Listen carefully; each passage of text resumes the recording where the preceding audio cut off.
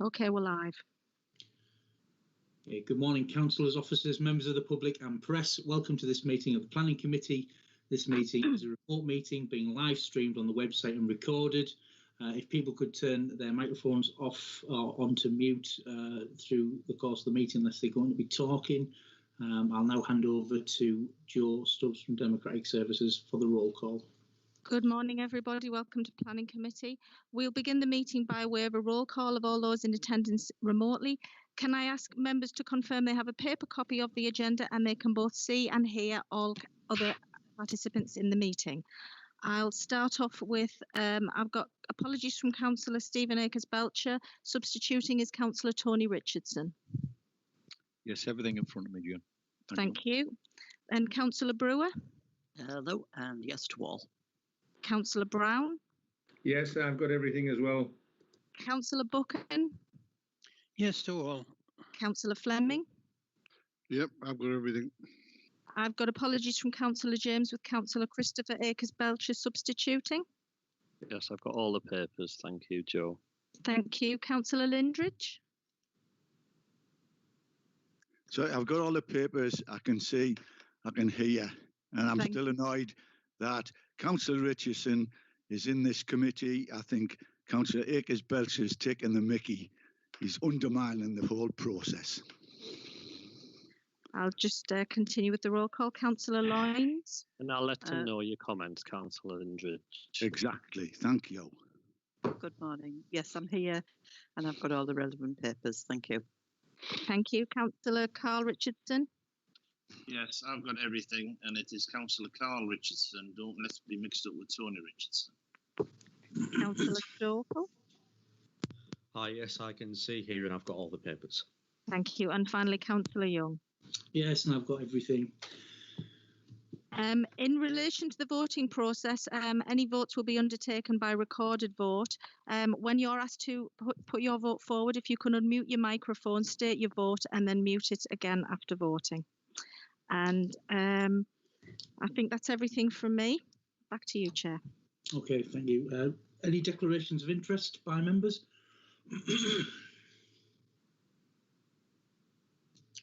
Councillor King.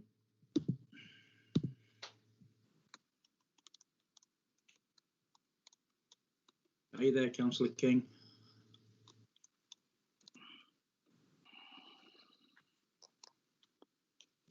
We'll come back to you, Councillor King. Councillor Stokel.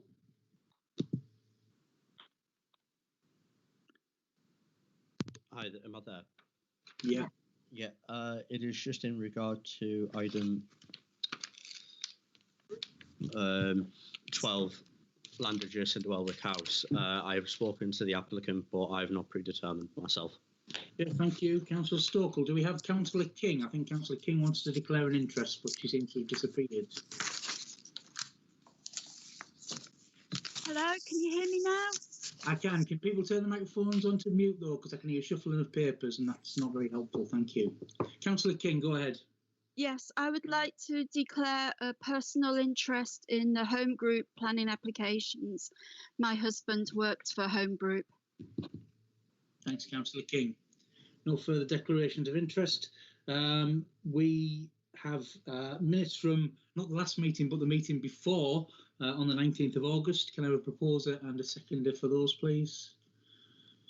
Or any comments? I'll propose them, Mike. Thanks, Councillor Lyons. Anybody want a second? Thank you very much. So we'll agree those. The ones for last meeting, 2nd of September, are to follow. They'll be at the next meeting. Item 4.1 planning applications. Before we start, we have a number of speakers on the Home Group applications rather. My thinking is that speakers should probably speak on the first application, who are kind of ready to make a statement in general, but that won't stop people speaking on others if they have questions and the like. I think that's probably the fairest way, unless Tom's going to jump in and tell me otherwise. Councillor Richardson. Yes. Carl Richardson. I'll be clear. Can I just say, it's really a question for the solicitor, because I would raise a particular question as regards the validity of this meeting, in the sense that we are supposed to be a semi-judicial body. And for me, there are extra papers, and I thought this might happen. There are more papers now than there was on the 5th of August. And it is, for me, it's like the prosecution seeing the defence papers, because we've already been through one of these items before, and it seems now that I think we've got these extra papers. So why is that? Well, I mean, Can I just say, surely if we're going to adjourn, then everything should be adjourned, and we should have the same papers that we had before. No, because it was adjourned for a members' seminar, which was held. I can't remember the exact date, and that gave us extra information anyway, Councillor Carl Richardson. So we're in a position where we are much more informed than we were last time, and that was something that I think had been asked for at the last planning committee. So in reference to what you're saying, being more informed is probably a better position for everybody, I would suggest, unless I'm wrong. I agree, everybody should be more informed, but I think it was more to do with the fact that the applicant did not turn up. Okay, I think they're here today, but Tom, do you want to come in? Tom Graham, barrister. Can't hear you, Tom.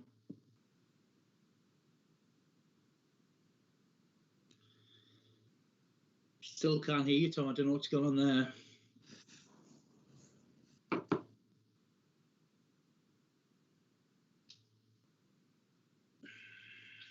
Can you hear me now? Yeah, I can, Tom. Yeah, thank you. Can't see you, but we can hear you. That's fine. Yeah, I mean, the first point is that planning committee is not a quasi-judicial tribunal or anything like it. So the fact that a prosecution and a defence in a criminal case might do this, that and the other is not really relevant. If you want the legalities of it, the proceedings are what we call de novo, which means that you start with a clean sheet every time you open the agenda. So the committee is perfectly entitled to take into account all representations that are in front of them at the time of the committee meeting, and they're not wedded to past representations only. So I hope that that's clear. But if anyone wants me to clarify it a bit more, I'm quite happy to do so. Seems clear to me, Tom. Thank you very much for that. Okay, item 1 is 43 Warren Road, and I believe it's, I'm taking a punt here, I think it's Laura that's taking this one, but I could be wrong. Thank you, Chair. It's Stephanie Bell. Oh, sorry, Stephanie. What is one of these? I'll just share my screen with you.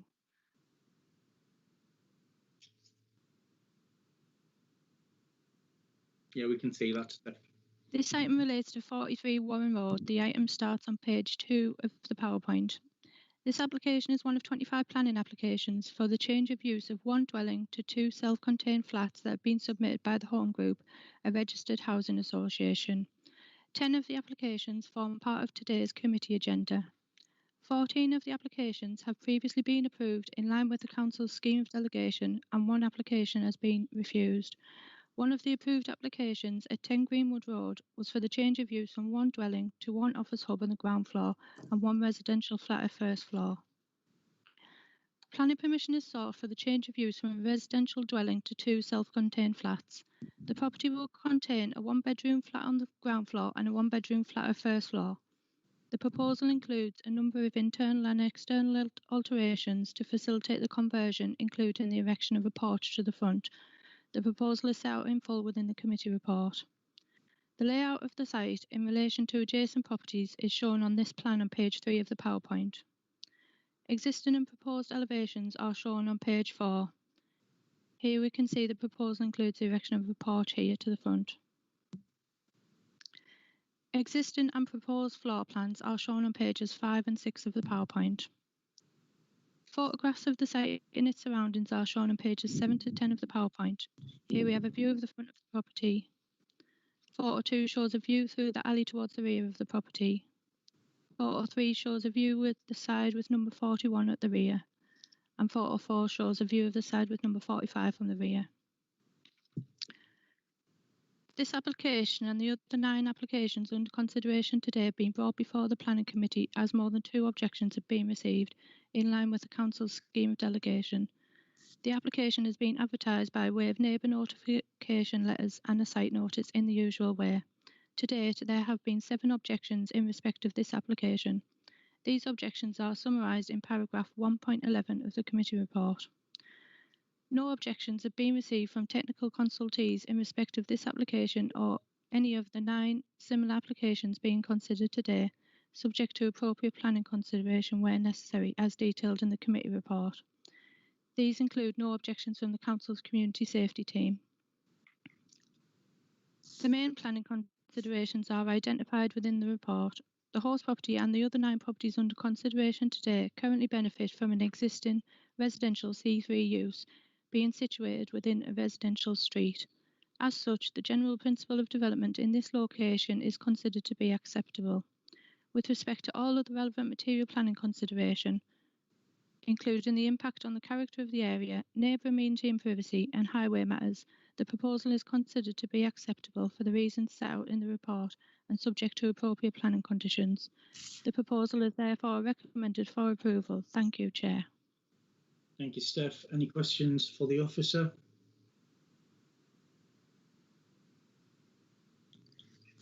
No? Okay, we have, I believe, the applicant from Home Group. Oh, sorry, Councillor Carl Richardson. Yeah, it's just on 15.1, I think it was, the back, there's a number of questions really.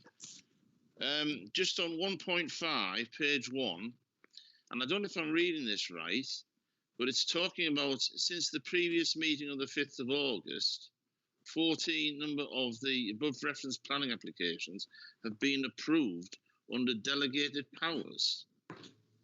And yeah, because there were no objections, so they were able to be passed because there were no objections to those applications.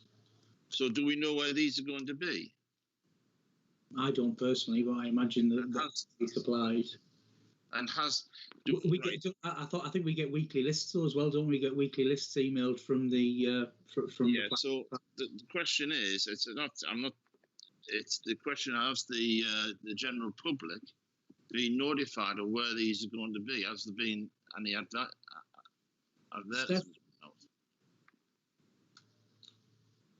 Steph, do you want to come back? Yes, thank you, Chair.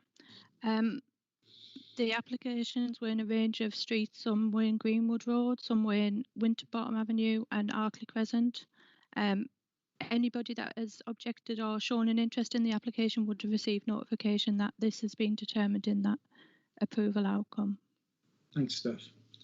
I believe we have another officer on the line that we've asked to come, which is Penny Thompson, who's going to speak on behalf of the application, unless there's any other questions for Steph.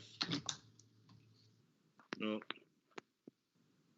Okay, Penny, are you there? Thank you, Chair. Yes, can everybody hear me? Yeah. That's great. Okay, so unfortunately I wasn't at the last committee to speak in terms of the Housing and Homeless Team's requirement for such properties. Fortunately, I'm here today. I undertook a members' briefing a few weeks ago. It was very well attended, in which I outlined our position as a team that delivers housing services and homelessness advice and support to the residents of this town. From my point of view, we've got a significant number, almost 40% of our clients who present as homeless in need of single person accommodation, and we're unable to match current housing availability to the demand that we're experiencing.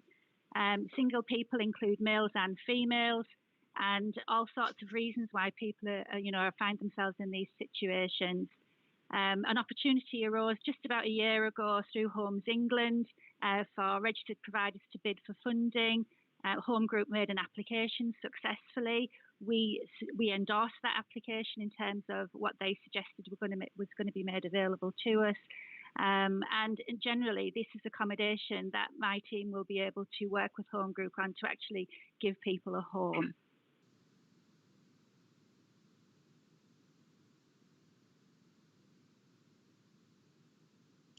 Thanks, Penny. Councillor Carl Richardson. Yeah, just on that, Penny. First of all, why was it they weren't able to? There was no representation from housing at the meeting on the 5th of August. And secondly, how many? There's been an increase in HMOs all over the place, but how many of those are actually empty? Because I suspect there are. Have we calculated that?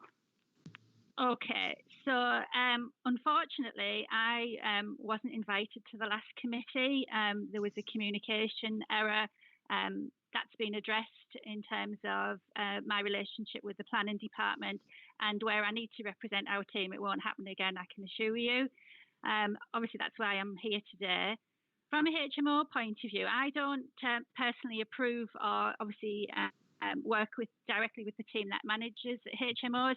What I do know is that the number of HMOs doesn't appear to be a concern to the planning department. And I'm not proposing that what we need is HMOs. What I'm proposing is that we need tenancies, we need homes for people as opposed to a single room accommodation.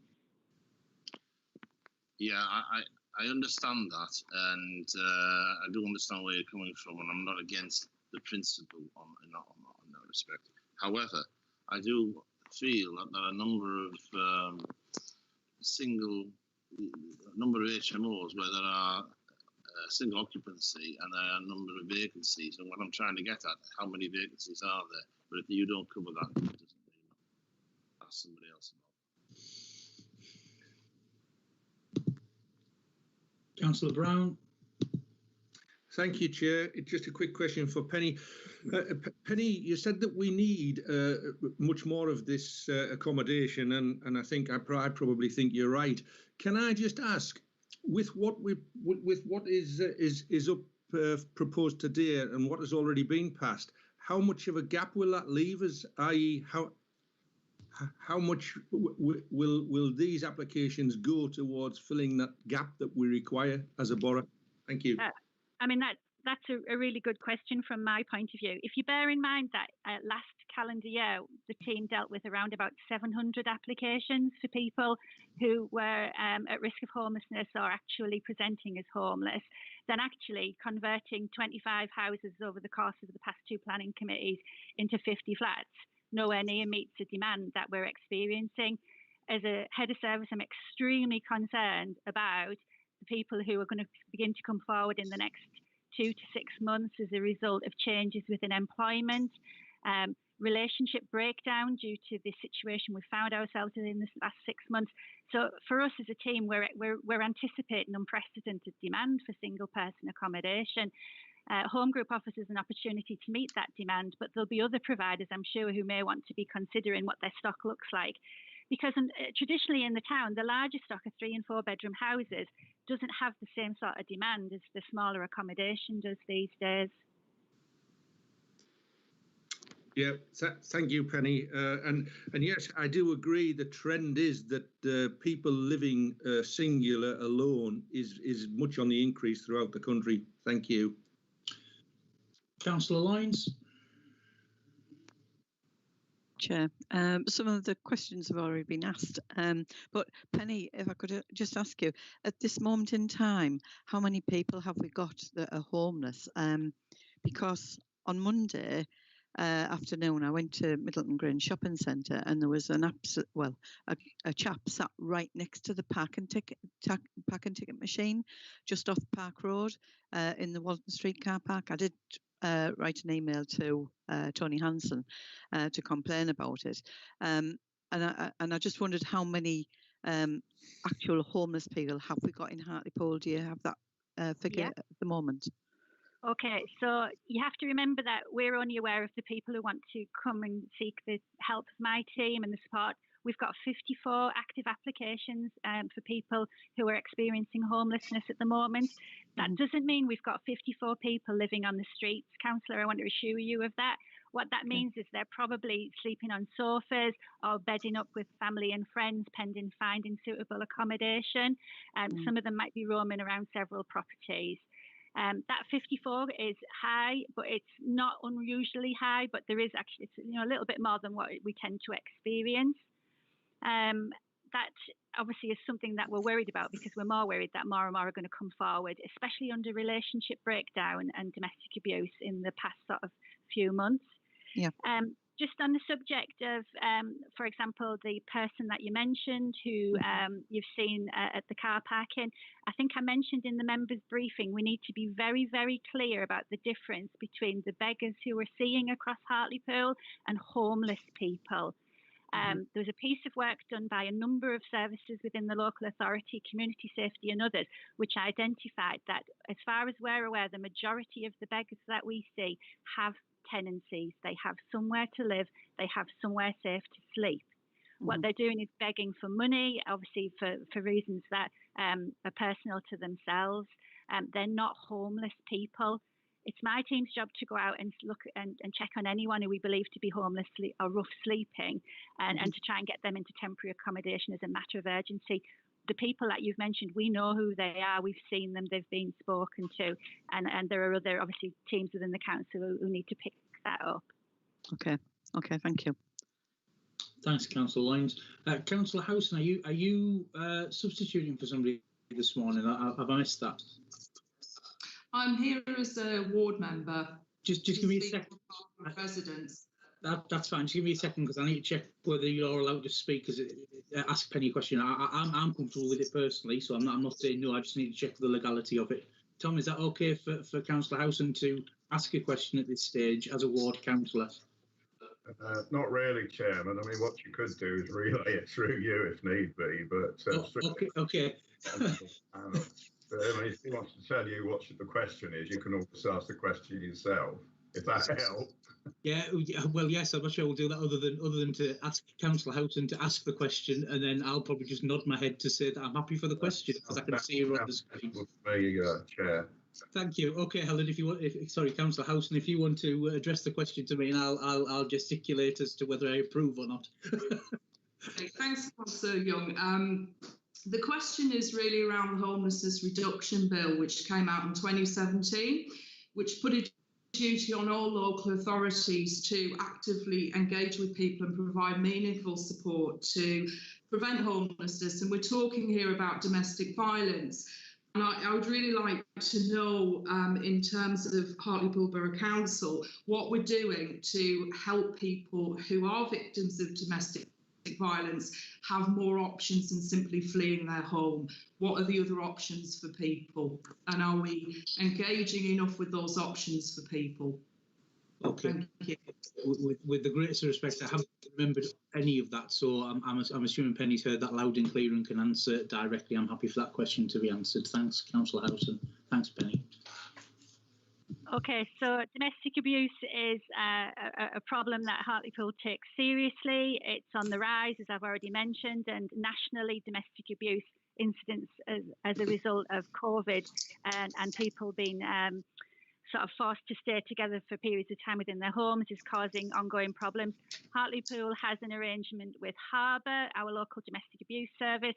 They obviously provide a refuge and they provide dispersed accommodation to support victims of domestic abuse. Exactly the reason why an organisation like Home Group is making these applications is because Home England, through the Move On Fund, wants this type of accommodation in particular to support victims of domestic abuse to be able to secure a home as opposed to a one-bed flat and to have their own tenancy. Wherever possible, obviously, we provide ongoing support and help to any family or any individual who presents as a victim of domestic abuse.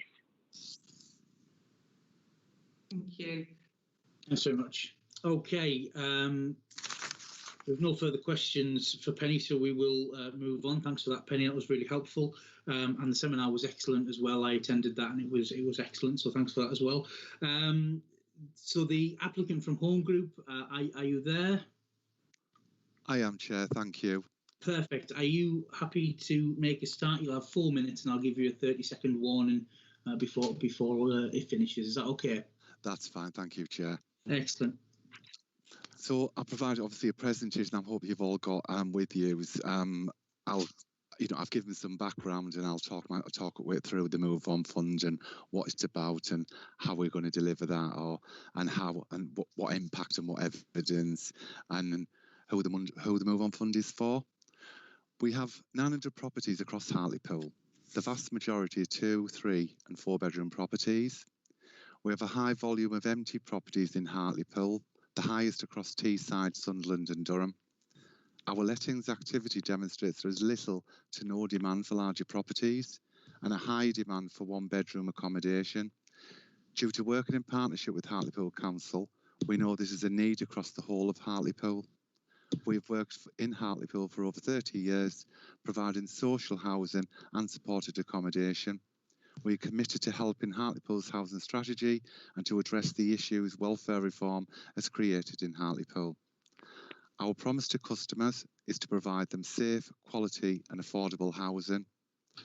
The Move On Fund capital grant funding will be used to transform and convert current high turnover empty stock into quality properties. This will reduce the oversupply of 3 bedroom units and provide additional smaller units to our portfolio. We will also create a hub office in the heart of our estate, and in addition we'll provide a full staff team of approximately 4 full-time housing support workers and a senior manager. Properties will be furnished and decorated to a high standard, encouraging people to take ownership and feel proud of where they live, investing in their community.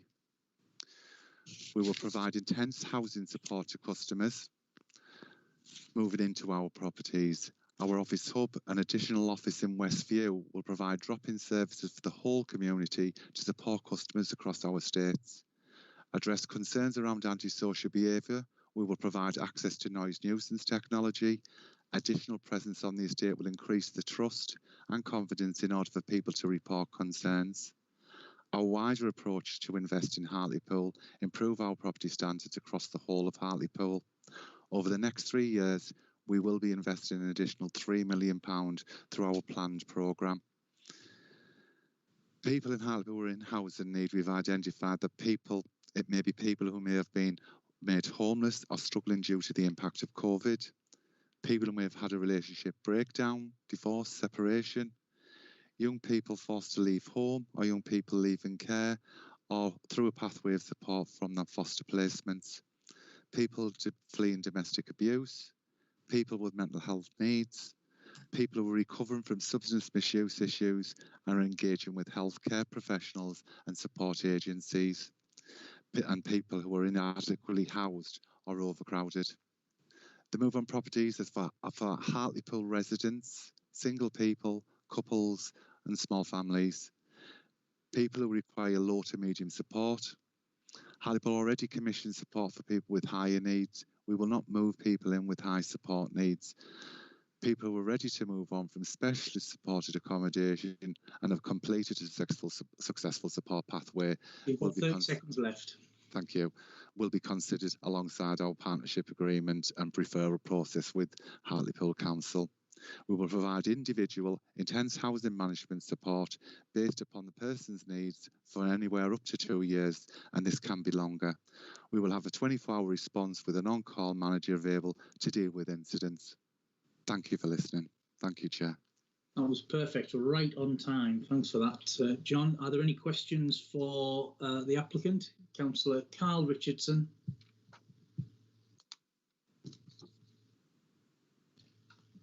You're on mute, Councillor Carl Richardson. Apologise. Right. Yeah, just looking at the photographs, if I was trying to sell some property, I would do my property up and make sure that it was clean and tidy, so there would be, something for people to look at and maybe hopefully go into it. But looking at the one on Warren Road, there's all sorts of rubbish there. It looks very untidy and all the rest of it. It doesn't look very appetising for sort of somebody to be there. And I would also add that it's not very good for the people living next door. If there are anybody living next door, I do know the situation in Greenwood Road that is the case. So why is it that we haven't cleaned that stuff? Because it doesn't help for the future. Well, I think until plan permission is in place, it would be difficult for them to do anything and address that matter. But I'll let John speak. I actually am aware of this, Councillor Chair. I think one of the challenges we faced throughout lockdown was our contractors and the properties, you're quite right, have been waiting for a decision in regards to the investment and our planned investment with these properties.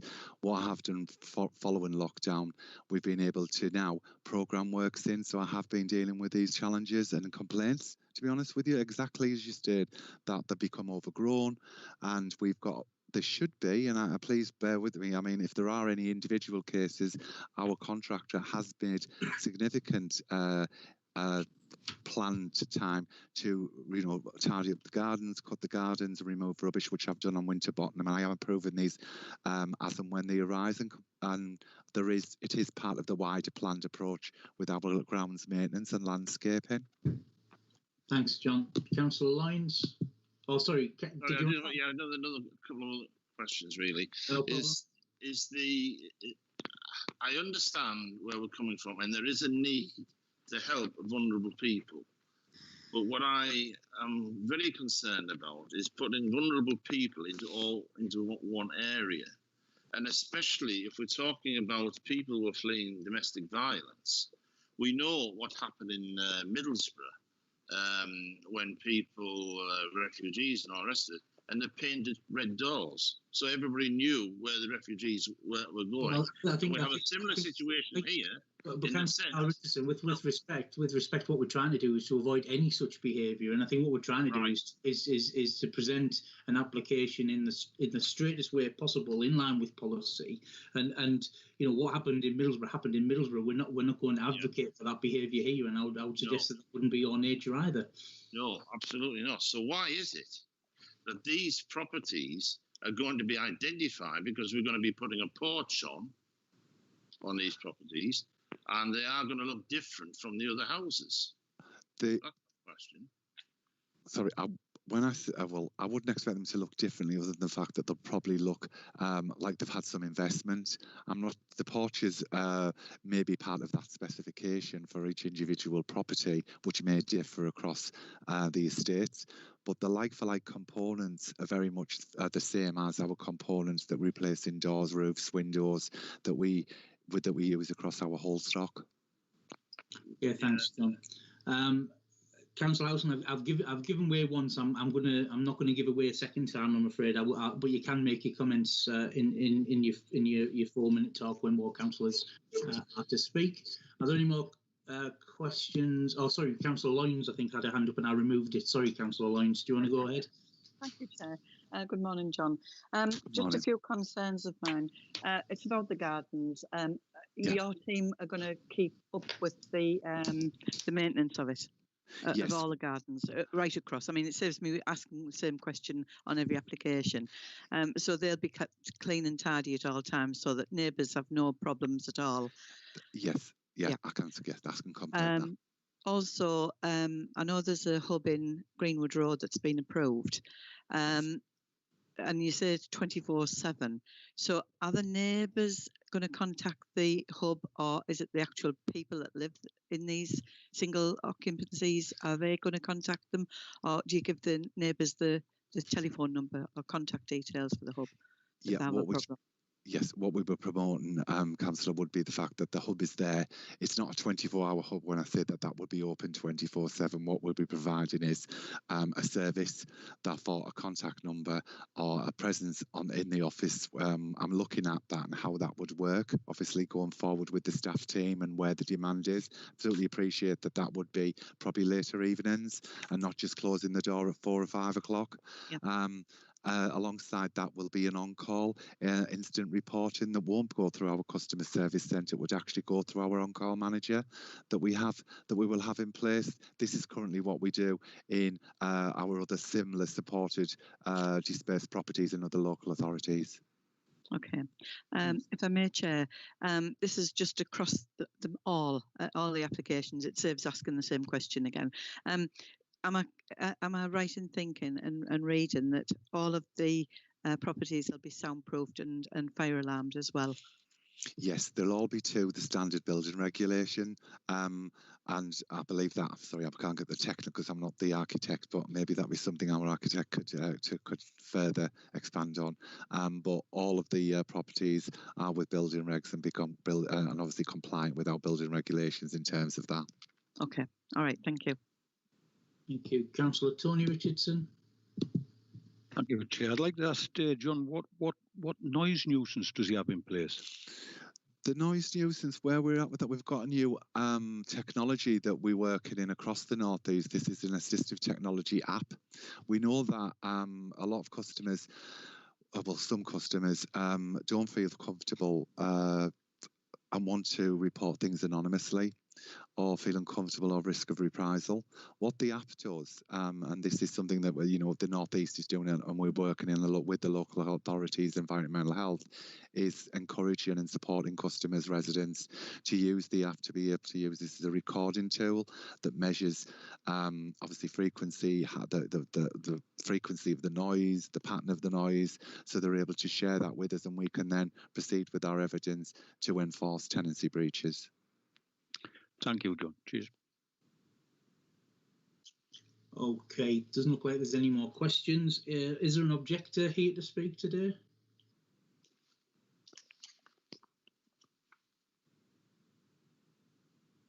Do we have an objector who wants to speak? No, Chair. It's Jim. No, Chair. Thank you. Okay, we have a number of ward councillors. I'm sure they won't mind if I think it's Councillor Howson, Councillor King and Councillor Harrison who would like to go first. Councillor King has put a hand up, so she'll go first. Councillor King. Thank you, Chair. Can you hear me? Yes, loud and clear. Okay. I object to these home group planning applications because quite a number of residents in my ward have contacted me about these, and they have valid reasons for turning down these applications. In particular, they're concerned about loss of privacy, parking issues, and most importantly, the noise and disturbance that could happen if these applications go ahead. And I fully stand by them. I think this is their community and their concerns, and they should be given serious consideration. And if you go ahead and reject these applications, then the message that you will be sending to not only the residents in my ward, but also the whole of Hartlepool, is that when it comes to major planning applications, that this council actually cares about what the people in this town want, what kind of community they want. And you're actually listening to them and respecting their wishes. But if you accept these planning applications, then the message is clear that we know better than you when it comes to what kind of community you should live in and what changes should be made to it. And we're not going to listen to your voice, and we're not going to respect your wishes. And I think that's would be a huge setback for democracy, because councillors were elected, as far as I'm concerned, to respect the wishes of the people of this town. And the residents in my ward have made it perfectly clear that they do not want these planning applications to go ahead. So please respect their wishes, use the reasons they have given you to turn down these applications, and do the right thing for them and for the people of this town. Thank you very much. Thank you, Councillor King. Councillor Howson. Thank you. Numerous residents I've spoken to are really, really concerned about this development. The potential for criminal damage to properties, increased antisocial behaviour, concerns that people fleeing domestic violence will be pursued by perpetrators. I think in terms of the papers that have been submitted, we're told that there will be a lot of support available for people, which can only be a good thing. there's discussion around 24-hour support, but that doesn't seem to be on site. We've got no assurances of things, whether or not support workers will have manageable caseloads or even sufficient resource for management. There are real legitimate concerns, and I think going back to the point that vulnerable people will be put into properties that are easily identifiable, I think that we are not listening to people, and we need to take legitimate concerns into account for residents and also for vulnerable people. Thank you. Thank you, Councillor Howson. Is Councillor Harrison there? I am. Ah. Can you hear me? Yeah, absolutely. Go ahead. Thanks, Chair. I'd just echo what has already been said, and then add a few things. So basically, I'm here on behalf of the residents of the De Bruce ward. I'm very much in favour of the scheme itself, but not within the way that it's been suggested. So, you know, what Penny said, I would totally agree with. What the information that we got from the seminar was very informative. It was a very good seminar. Yes, I would agree with all of that, but, and there's a big but, and what I'm going to concentrate on is the lack of trust that the residents of the De Bruce ward have in home group. I've already discussed this with John. He's aware of my feelings on this and the residents' feelings on this. Over the years, they have gone out of the town. They haven't been part of it. They have a lot of work to do to build up the trust again with residents. I think if they were in a different position within certainly our ward, then this application would have had a different aspect as far as the residents are concerned. But unfortunately, we're not in that position, and they have an awful lot of work to do to build up the trust and that the residents should have in them. And you know, it is historic, and it goes back a long way.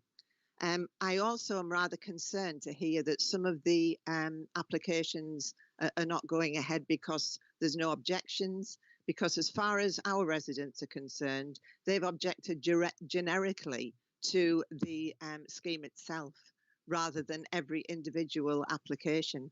So obviously they haven't been given the right kind of guidance as to how to object or what to object to, because I think they've felt that it's all been taken into account with everything else. So it is generic. And when I spoke at the last meeting, I spoke generically rather than on one specific application. I do think that this needs really serious consideration. Yes, the scheme is good. Yes, we need to help our vulnerable people. But this particular timing and position of this scheme, I think, has really bad implications for the residents who are already there. Thank you. Thank you, Councillor Harrison. I don't think there's any more ward councillors wanting to speak. No. We shall go into general debate, and I'm going to do something that I don't normally do, and that is to speak in general debate. I've heard a lot of the information come forward today. I've read the paperwork. I was at the members' seminar, which was excellent, and I think the word that's been used a lot today, in particular, is the word community. But I don't think it's necessarily being made in the right context. We as Hartlepool are a community. The houses in Hartlepool that can be offered to residents of Hartlepool who are in need are our community. And therefore I will be putting my full support behind all of these applications on the strength of the merits of we need to embrace our people and give them some hope and a home as part of that hope. Councillor Carl Richardson. Well said, Mike.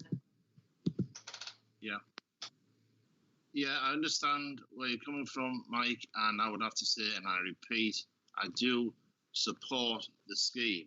What I object to is where these things are going. I think it's absolutely wrong to put vulnerable people into areas altogether. and especially going to areas where there is a certain amount of high crime and antisocial goings on anyway.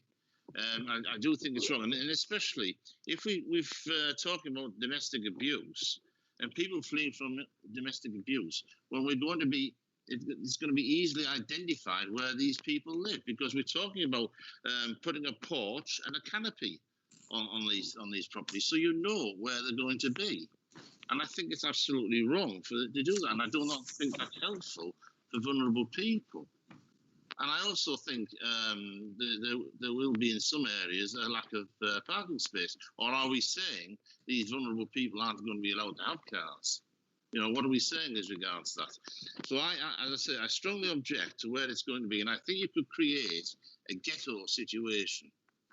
And really, we should not do this. So therefore, I like to move that we reject this. Is there a seconder for that? Councillor Akers-Belcher. Thank you, Chair. To be quite honest, I've sat back and I've listened today, and I think, like, you know, for me, what Penny was conveying to the committee was quite compelling. And really, I want to echo some of your comments, because some of the ridiculous things that have been said, like, you know, is about what might happen, not what is actually happening in our town. Reputably, the planning committee is seen as making some rather bizarre decisions in the past, and I don't normally sit on planning. I've just undertaken my planning training, and it was really to send a message out, like, you know, that we need to make better and more robust decisions. And the message, if we reject this, is Hartlepool as a town has little regard and does not care about the vulnerable people.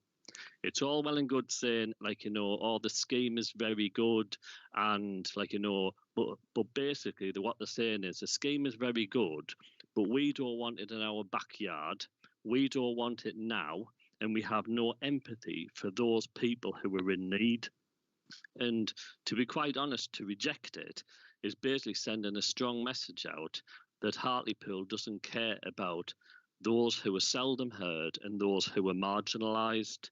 So I would be more worried about what is happening now, not what might happen in the future. And to make comments about porches on houses when there's porches littered all over the house, all over the town, and you've just got to have a look at the amount of plan applications we get in for porches, like, it is absolutely ridiculous. So I'll be putting my support behind these applications, because I actually do care as a ward councillor about those who are in most need. Councillor Paddy Brown. Thank you, Chair. Just a quick one. I'm hoping someone can clarify for me. Are all these conversions going to be for vulnerable people, or is there just an amount of vulnerable people that may be being housed in them, an amount of, you know, not vulnerable people? Thank you, Chair. I'll have to pass that to Penny, probably, if Penny's still there. Thank you, Chair. I'm sure John might want to answer on behalf of Home Group. From my point of view, that is something I wanted to comment on. We're at risk of assuming that 50 single-person accommodation is going to be 50 vulnerable people. And I think when I did the members' briefing, I was trying to help people understand that being homeless is obviously makes you vulnerable, but not necessarily at a level that makes you susceptible to problems within the community. Some people have become homeless simply because of a financial difficulty or a breakdown in relationship. So I think there's a continuum of need of our homeless people. It won't be 50 people who are going to need high or intensive support, and there'll be some people who can manage perfectly well by themselves, and there'll some people who will need some help from Home Group, and there might be some people who get help from other agencies. But we're not proposing through the referral process through my team is to place highly, or any sort of level of vulnerability into the community in any great numbers. Thanks, Penny. Is that okay, Paddy? Yeah, Paddy, do you want to come back? Councillor Brown. Yeah, I will come back, Chair. I mean, I'm very torn on this because I've heard what you summarised there, Chair, and I've heard what some of the other councillors summarised. One thing that concerns me in the other councillors' summary is the fact that residents seem to think they have objected, but because they've objected as a whole, it hasn't gone down as an individual case objection. That does concern me, but I'm also torn because I do believe that, you know, as a town, we have an obligation to look after everyone, and the people who are going to be housed in these, whether they be vulnerable or whether they just be single people, which I know single people are on the increase throughout the country, but everybody does need to be welcome. But I am concerned that the residents haven't been heard properly, if that makes sense. Thank you, Chair. The only comment I would make there is the fact that we're here now having this conversation identifies the fact that democracy is working and that the people have been heard. That would be my argument. Councillor Carl Richardson. Yeah, it was just to reiterate that I think the scheme is good, and I recognise there's a need. What I'm worried about is that you're putting people, vulnerable people, all in one area. Surely, if home housing have got 900 properties, surely they could scatter it around a bit. That's what I'm concerned about, and I think that is why I think it should be rejected. Councillor Lyons. Thank you, Chair. I've listened to what you've said, Councillor Young, and all the other councillors, and I do feel very strongly that everybody counts in this town, everybody, whether they're vulnerable, whatever. And I will support these applications because I think we do need them.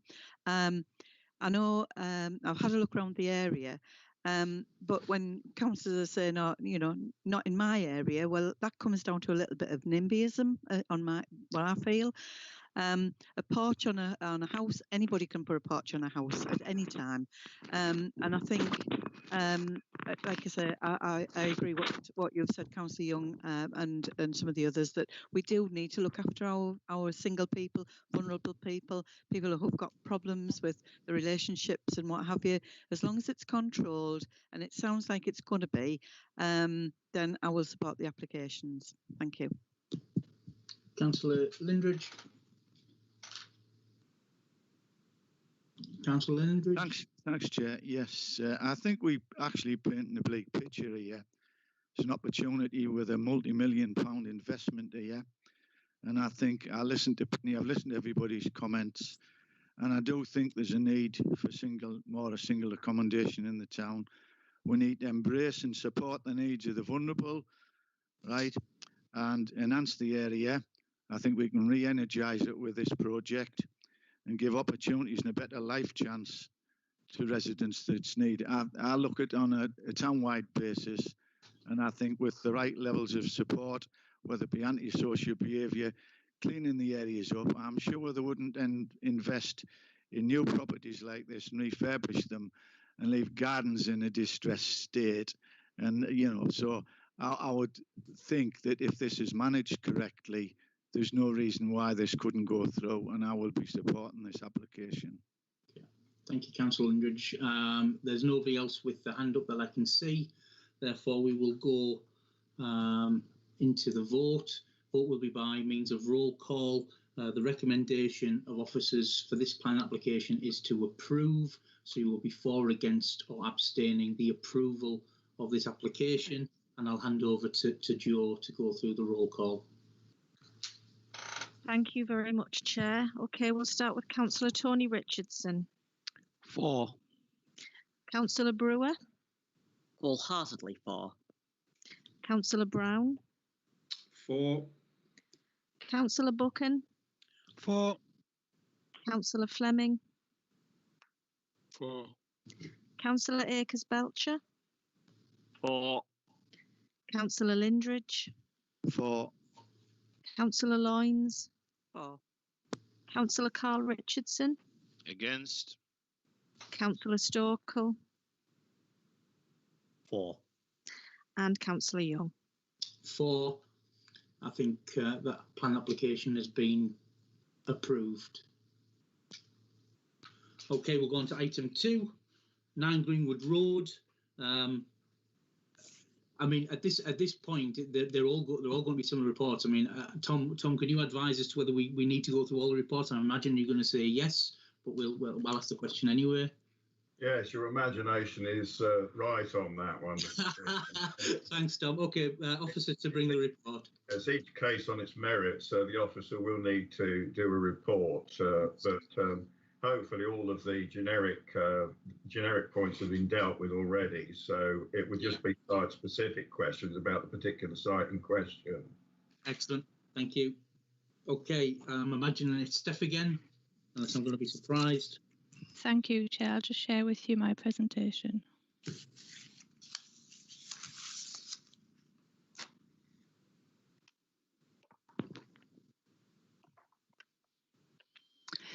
This item starts at page 12 of the PowerPoint and the site relates to 9 Greenwood Road. The property would contain 1 2-bedroom flat on the ground floor and 1 2-bedroom flat at first floor. The proposal includes the erection of a porch at the front. The layout of the site in relation to adjacent properties is shown on this plan on page 13 of the PowerPoint. Existing and proposed elevations are shown on page 14. We can see the proposal includes the erection of a porch here with a canopy extending across the existing front door. Existing and proposed floor plans are shown on pages 15 to 16. Photographs of the site and its surroundings are shown on pages 17 to 20 of the PowerPoint. Here we have a view of the front. Here we have a view of the 2-storey extension to the side of the property. And here we have a view towards the eastern side. And finally, a view of the rear. For the reasons set out in the report, the proposal is recommended for approval. Thank you, Chair. Thank you. Any questions for the officer? No. The applicant's already spoken the last one, so that was a generic comment. Any objections to this particular application? Chair. Who's that? Oh, Councillor Carl Richardson. Yeah. Yeah, go ahead. Again, I think it's going into the wrong area. You're putting people together, and I don't think it's good for vulnerable people to be in all one area. It needs to be spread around all the 900 properties of home housing. As I say, I support the principle of it, and it's not just a question of mine. I wouldn't mind if it was 2 or 3 or whatever, but it's to put people all together in one area. I do not think is a good idea. Okay, thank you, Councillor Carl Richardson. As we seem to have started general debate, is there any other general debate? No. Okay, the application is recommended by officers for approval. We'll go to the roll call. For, against, abstain, approval of this application. Thank you very much, Chair. We'll start with Councillor Tony Richardson. For. Councillor Brewer. For. Councillor Brown. For. Councillor Buchan. For. Councillor Fleming. For. Councillor Akers-Belcher. For. Councillor Lindridge. For. Councillor Loynes. For. Councillor Carl Richardson. Against. Could I have my name recorded, please? Councillor Stokel. For. And Councillor Young. For. That application has been approved. Item 3 is 25 Greenwood Road. Steph, you want to bring the report?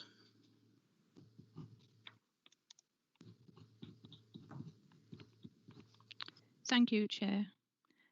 This next item starts at page 22 of the PowerPoint and your handout. The site relates to 25 Greenwood Road. The property will contain a 2-bedroom flat on the ground floor and a 1-bedroom flat on the first floor. The proposal includes the erection of a porch to the front of the property. The layout of the site in relation to adjacent properties is shown on this plan on page 23. Existing and proposed elevations are shown on page 24. We can see the proposal includes the erection of a porch here. Existing and proposed floor plans are shown on the following 2 pages, 25 and 26. Photographs of the site and its surroundings are shown on pages 27 and 28. Here we have a view of the front of the property on 25 Greenwood Road, and here's a view of the rear. For the reasons set out in the report, the proposal is recommended for approval. Thank you, Chair. Thank you very much. We'll go straight into general debate. No general debate. Okay, the application has been recommended by officers for approval. We'll go to roll call. For, against or abstain approval. Thanks, Joe. Thank you very much, Chair. We'll start with Councillor Tony Richardson. For. Councillor Brewer. For. Councillor Brown. For. Councillor Buchan. For. Councillor Fleming. For. Councillor Akers-Belcher. For. Councillor Lindridge. For. Councillor Loynes. For. Councillor Carl Richardson. Against. Can I have my name recorded, please? Absolutely. Councillor Storkle. For.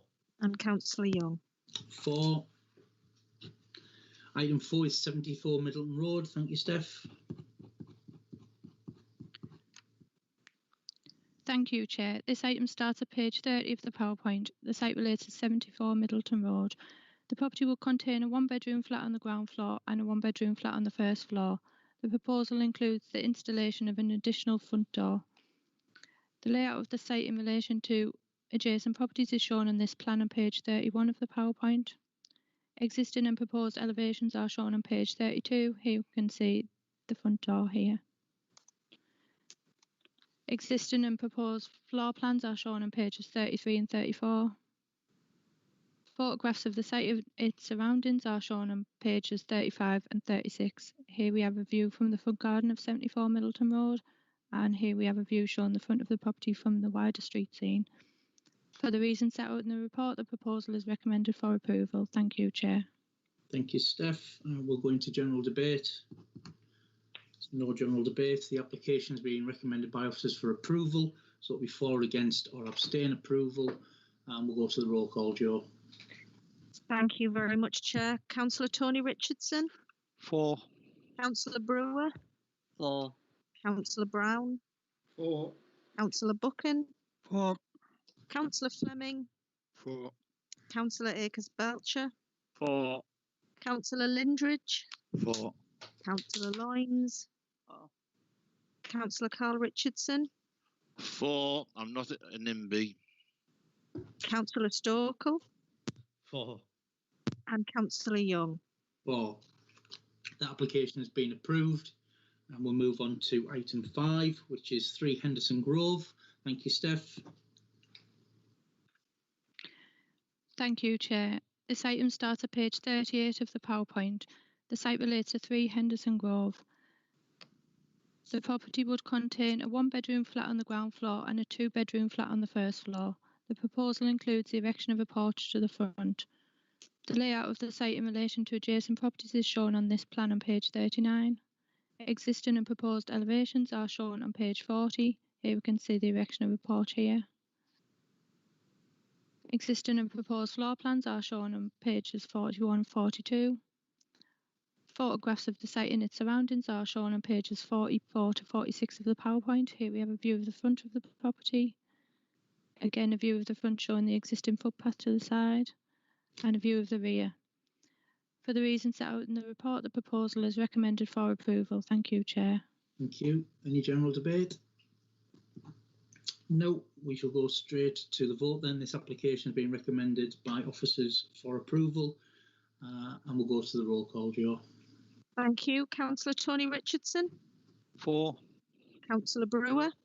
For. Councillor Brown. For. Councillor Buchan. For. Councillor Fleming. For. Councillor Akers-Belcher, apologies. For. Councillor Lindridge. For. Councillor Loynes. For. Councillor Carl Richardson. Against. Can I have my name recorded? Councillor Storkle. For. And Councillor Young. For. That application has been approved. Item 6 is 6 Henderson Grove. Steph. Thank you, Chair. This item starts at page 47 of the PowerPoint. The site relates to 6 Henderson Grove. The property will contain a one-bedroom flat on the ground floor and a two-bedroom flat at the first floor. The proposal includes the erection of a porch to the front. It is also noted that there is an existing driveway hard standing to the front of this property. The layout of the site in relation to adjacent properties is shown on this plan on page 48 of the PowerPoint. Existing and proposed elevations can be seen in this plan on page 49. Here you can see the proposed porch. Existing and proposed floor plans are shown on pages 50 and 51 of the PowerPoint. Photographs of the site and its surroundings are shown on pages 52 to 53 of the PowerPoint. Again, here's the hard stand into the front of this property, and here's a view of the rear. For the reasons set out in the report, the proposal is recommended for approval. Thank you, Chair. Thank you, Steph. Any general debate? None. Okay, the application has been recommended by officers for approval. We'll go straight to the vote. Oh, sorry, Councillor Lyons. Councillor Lyons. Thank you, Chair. It was just the hard standing at the front. Will that be kept? Do you know? Because you know, people are complaining about parking and what have you. I just thought if that would be kept, then if somebody's got a car or vehicle, then that might be worth keeping as hard standing. Can anybody answer me? I can certainly, sorry, it's John Brunetti. I can certainly make a note of that. I agree. I think it seems silly to remove the hard standing for if, you know, there's accessibility for parking. So I will make a note of that. Thank you. Thank you, John. Okay. Unless there's any other questions or debate, that's fine. Okay, we'll move to the vote then, please, Joe. This has been recommended approval by officers. Okay, Councillor Tony Richardson. 4. Councillor Brewer. 4. Councillor Brown.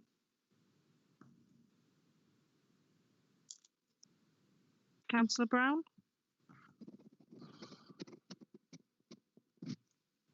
Sorry, you know, I couldn't get my microphone off. 4. Councillor Buchan. 4. Councillor Fleming. 4. Councillor Akers Belcher. 4. Councillor Lindridge. 4. Councillor Lyons. 4. Councillor Carl Richardson.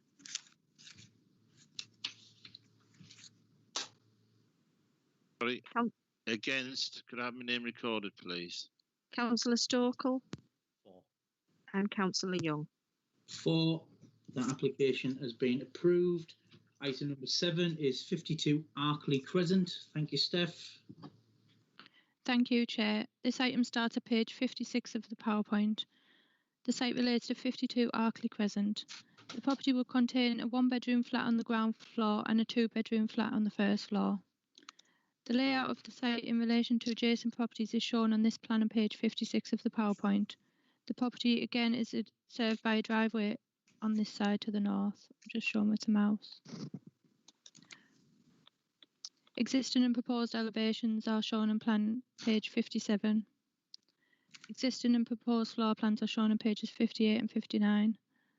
Photographs of the site and its surroundings are shown on pages 60 to 64 of the PowerPoint. Here we have a view of the front of the property.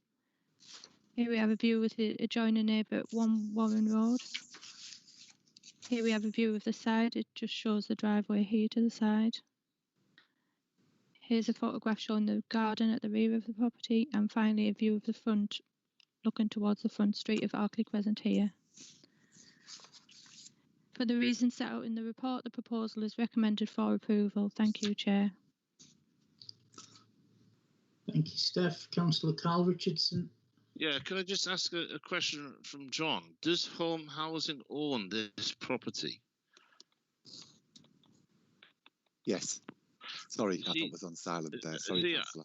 It's all right. It's just that this is my little problem with some of the houses in Greenwood Road, that the property is being left in disrepair, and it's not very good neighbourliness to have a situation like this.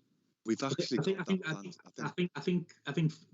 that's been explained as part of application number 1, which was to do with people being on furlough, people not being able to get contractors out. So I think we've had COVID-19, and that is a massive contributor to the fact that these haven't been looked after maybe in the way that they normally would have been. So I think we can move on from that. Is there any other general debate? Okay, the application is recommended by officers for approval. We'll go to the vote. Councillor Tony Richardson. 4. Councillor Brewer. 4. Councillor Brown. 4. Councillor Buchan. 4. Councillor Fleming. 4. Councillor Akers Belcher. 4. Councillor Lindridge. 4. Councillor Lyons. 4. Councillor Carl Richardson. Against. Councillor Stokel. We can't hear you. No, it's Yep. not very loud. Can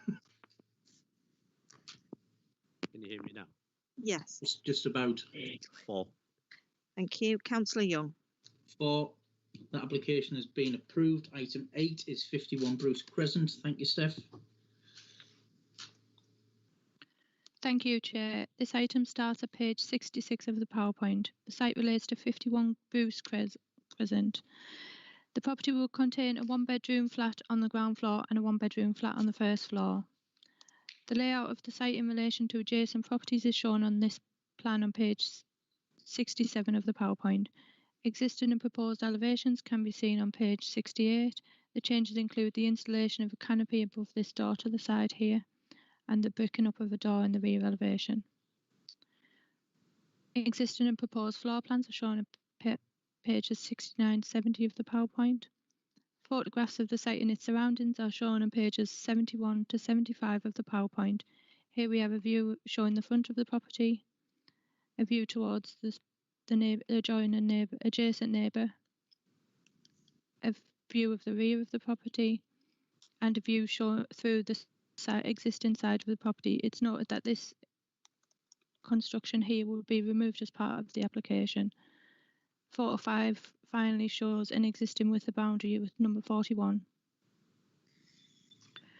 For the reasons set out in the report, the proposal is recommended for approval. Thank you, Chair. Thank you, Steph. Any comments or general debate or questions? No. Okay, this application will be recommended by officers for approval. We'll go to the vote, Joe. Councillor Tony Richardson. 4. Councillor Brewer. 4. Councillor Brown. 4. Councillor Buchan. 4. Councillor Fleming. 4. Councillor Akers-Belcher. 4. Councillor Lindridge. 4. Councillor Loynes. 4. Councillor Carl Richardson. Against. Councillor Stokel. 4. Councillor Young. 4. The application has been approved.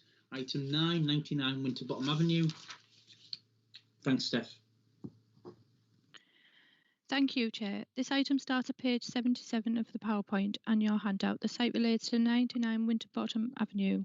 The property will contain a one-bedroom flat on the ground floor and a one-bedroom flat on the first floor. No material external alterations are proposed. The layout of the site in relation to adjacent properties is shown on this plan on page 78 of the PowerPoint. Existing and proposed elevations are shown on page 79. Existing and proposed floor plans are shown on pages 80 to 81. Photographs of the site and its surroundings are shown on pages 82 to 86. Here we have a view of the front on Winterbottom Avenue. Here again we have a view showing the side of the property. Here's a view with the boundary at 63 Warren Road, which adjoins. Photo 4 shows a view of the side with the adjacent neighbour at 97 Winterbottom Avenue. And finally, photo 5 shows a view of the side.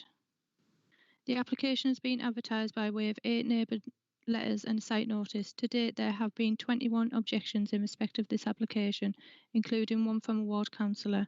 It is of note that 20 objections are a pro forma response that individual neighbours have submitted collectively by way of a response to the application.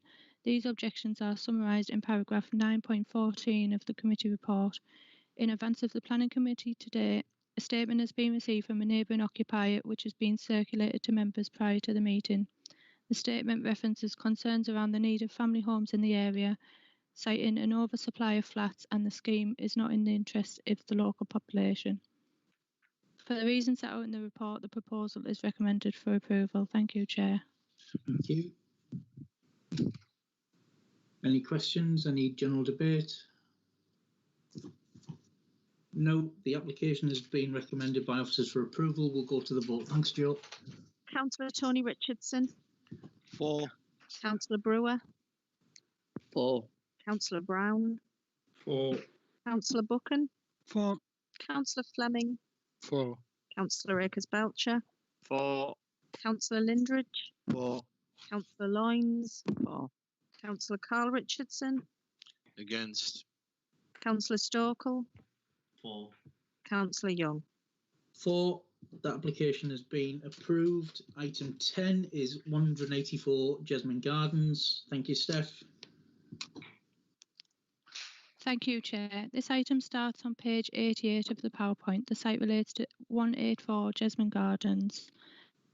The property will contain a one-bedroom flat on the ground floor and a one-bedroom flat on the first floor. The layout of the site in relation to adjacent properties is shown on this plan on page 89 of the PowerPoint. Existing and proposed elevations are shown on page 90 of the PowerPoint. Here we can see the changes include the installation of a door here with a canopy to the side. For existing and proposed floor plans are shown on pages 91 and 92 of the PowerPoint. Photographs of the site and its surroundings are shown on pages 93 to 96 of the PowerPoint. Here we have a view of the front of the property. This photo shows a view of the side with the adjacent neighbour. Photo 3 shows a view of the rear of the property. And finally, photo 4 shows a view of the front looking northwards towards Lidl on this roundabout here. For the reasons set out in the report, the proposal is recommended for approval. Thank you, Chair. Thank you, Steph. Any questions or general debate? None. We'll move to the vote. This has been recommended by officers for approval, so we'll go to the vote, please, Joe. Councillor Tony Richardson. For. Councillor Brewer. For. Councillor Brown. For. Councillor Buchan. For. Councillor Fleming. For. Councillor Akers-Belcher. For. Councillor Lindridge. For. Councillor Loynes. Councillor Carl Richardson. For. Councillor Stokel. For. And Councillor Young. For. That application has been approved. Item 11, land at Quarry Farm, Elwick Road. I have no idea who's bringing this report, so I'm just going to say an officer will bring the report. Thank you, Chair. It's Jim. I'll be giving the report. Oh, I did know that. That's all right, don't worry. You did tell me. Apologies, Jim. That's all right. I'll just get the item on the screen, if you bear with me. No worries.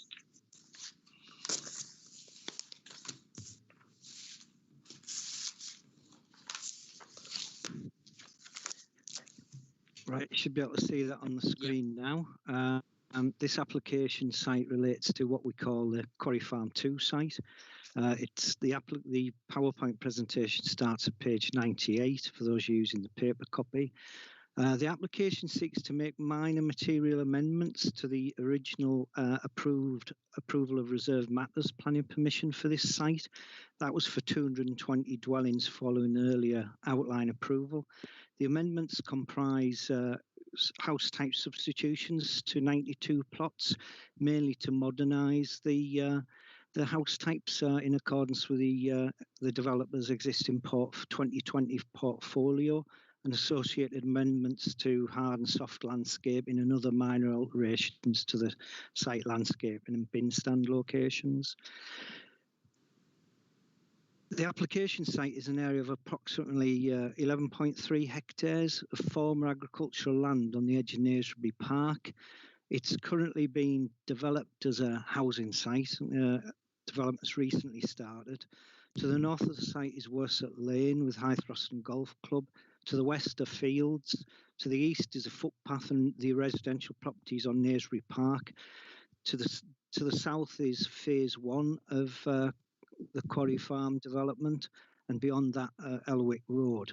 You can just see on screen this is the currently proposed landscaping plan.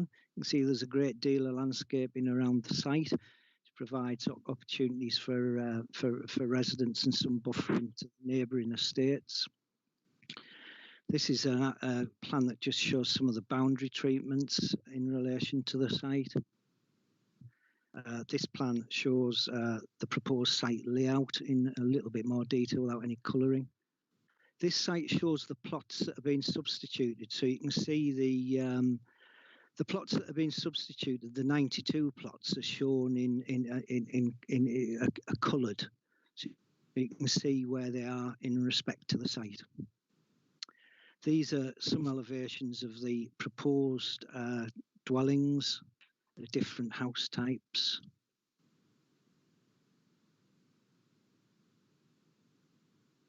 So the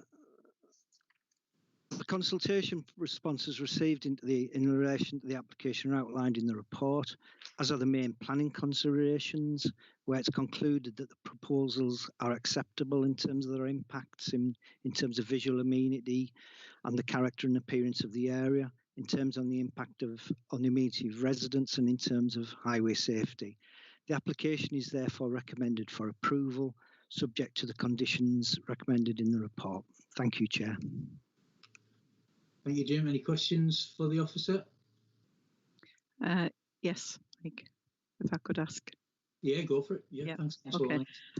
Thank you, Chair. Okay, Jim, a couple of things. I'm concerned about this Elwick bypass.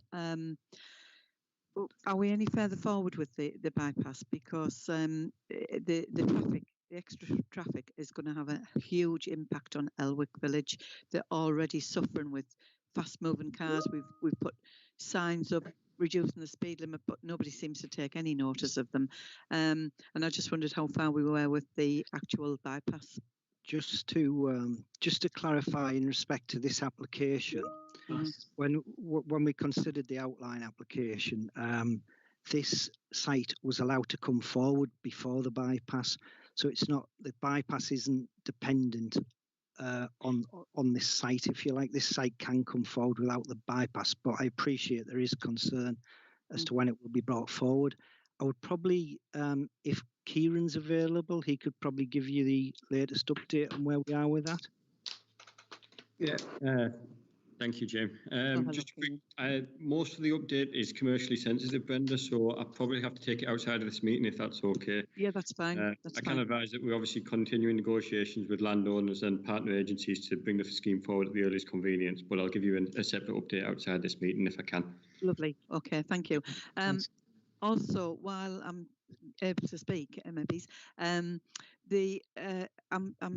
shocked really at them not trying to have another opening into this site, because all of it's going through Reedston Road, which is a narrow road. And I know years ago when we moved up here, it was going to be opened up eventually. But I just feel that another entrance or exit from Worcester Lane or further up could have been achieved, as well as altering the homes. Just a point, that's all. Okay. I think it's an interesting point, given some of the frustrations that residents have been experiencing.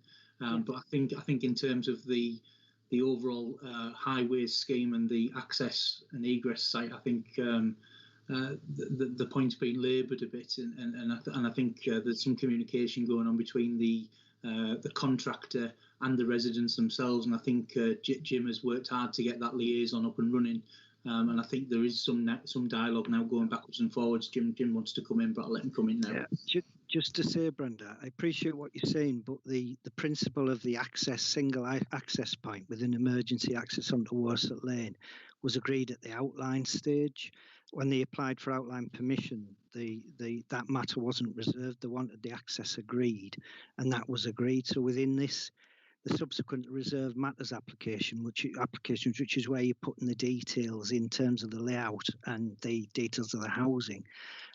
It's not for consideration, so I appreciate what you're saying, but we've moved on in that respect. And Mike's right, we have worked hard with making contact with the contractor, and we've sought to address complaints sometimes proactively, seeing things ahead and steering things in a certain direction if we think it's not going to be a great outcome. But in terms of the access, I'm afraid the access is from Reedston Road, and that was approved when the original outline was approved. Okay, I appreciate the work that you've done. I really do, but it's the residents who have got the problems. But exactly, and I think that's the point, Councillor Lyons. I think we're receiving almost daily emails from residents about issues on the site, and I think it's important that we just continue to do what we're doing, which is raising it with the planning department, and I've made a few communications as well with the contractor and had some assurances. I think that doesn't solve the problem, and I think any site is going to be going to be imperfect, and I think we've just got to do everything we can to support the residents of our ward in that respect. Kieran, did you want to come in? Your hand was up and then it was down. Yeah, I was just doing a bit of a dance there, Chair. Thank you. That's all right. That's fine. I don't mind. Yeah, I mean, we learned from experience from obviously a very similar setup at Valley Drive, and we know from the experience of that site that things do take time to settle down, and contractors and residents have got to learn to live together, and there is inconvenience on both sides. So say we are trying to be a lot more proactive, getting the developers involved and trying to foresee things before they emerge. But appreciate not everything's gone right so far, but we are working hard to address the issues. Okay, thank you. Just the residents obviously have been there 30-something years and had a quiet life, and then all of a sudden now it's turned upside down. But I appreciate the work that the officers have been doing, and thank you very much. Okay, thank you. Do we have the applicant? Oh, sorry, Councillor Tony Richardson. What you're saying here is that there's 220 dwellings, yeah? So average family now, 2 cars to a family, that's a lot of cars coming out that single road. All I can reiterate is that the issue of the access point was dealt with at the outline stage, so we're not there at the moment, and that was looked at carefully by our highway professionals. We took advice from them, and it was found to be acceptable. It's not for consideration today. Thank you. Okay. Thanks, Jim. Is the applicant here or not? Yep, I'm the applicant. Hi, would you like to, hi, is that Amy Ward? Yes. Excellent. Okay, you've got 4 minutes with which to speak, so I'll let you go, and I'll give you a 30-minute time is almost up warning. Thank you, Chair. My name is Amy Ward and I'm the planning manager at Barrett David Wilson Homesney, North East. Our site at Quarry Farm is predicated on good design and the creation of a high-quality development. It is a landscape scheme where the houses are complemented by landscaping, suds ponds, play parks and walkways through the sites. This proposal seeks consent for a house type substitution on 92 plots. This is a direct swap in terms of the number of bedrooms and the size of the houses. The change is simply requested as Barrett have updated their house type portfolio. The introduction of these new house types will help boost the architectural design of the site and provide a good variety of house styles and designs.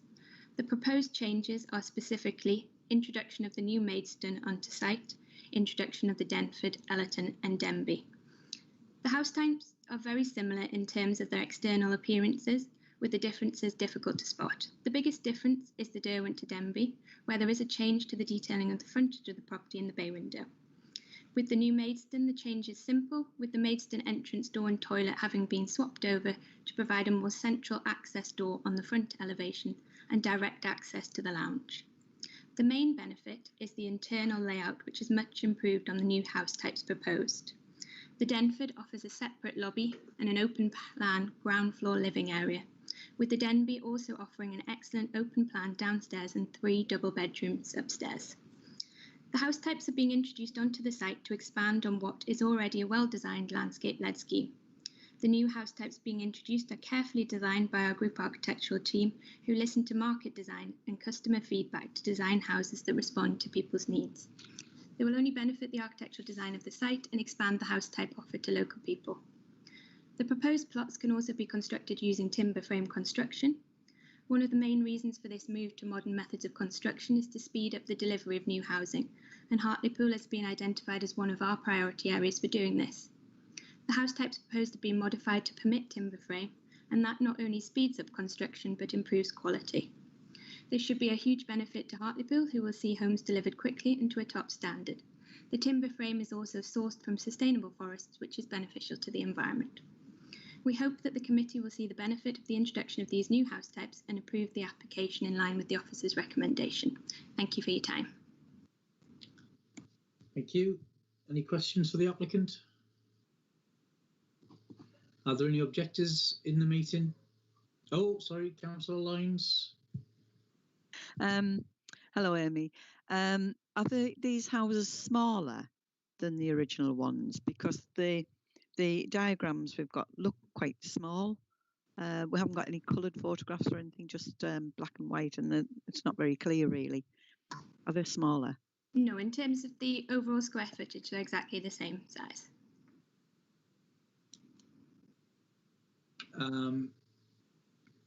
No further questions on that. Is there an objector in the meeting? No. No objector. Okay. Any ward councillors? I think we've probably, unless Brenda wants to say anything else, or Councillor Stoker wants to say anything as a ward councillor? No. Okay, general debate. Okay, this application has been recommended for approval by officers, so it's for, against or abstain approval of the application.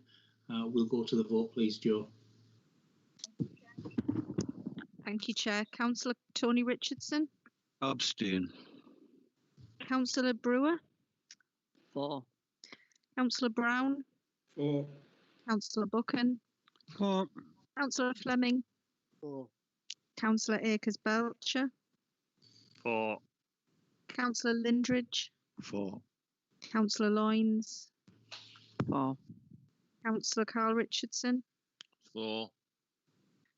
Councillor Stokel. For. And Councillor Young. For. That application has been approved. Item 12 is land adjacent Elwick House, the Green, Elwick Village, and I'm going to pass over to the officer. I should really remember this, but I couldn't. Thank you, Mike. It's Laura. Hi, Laura. See, I knew that you were there somewhere, Laura. Sorry about that. You bear with me a moment. I'll just bring the slides up for you.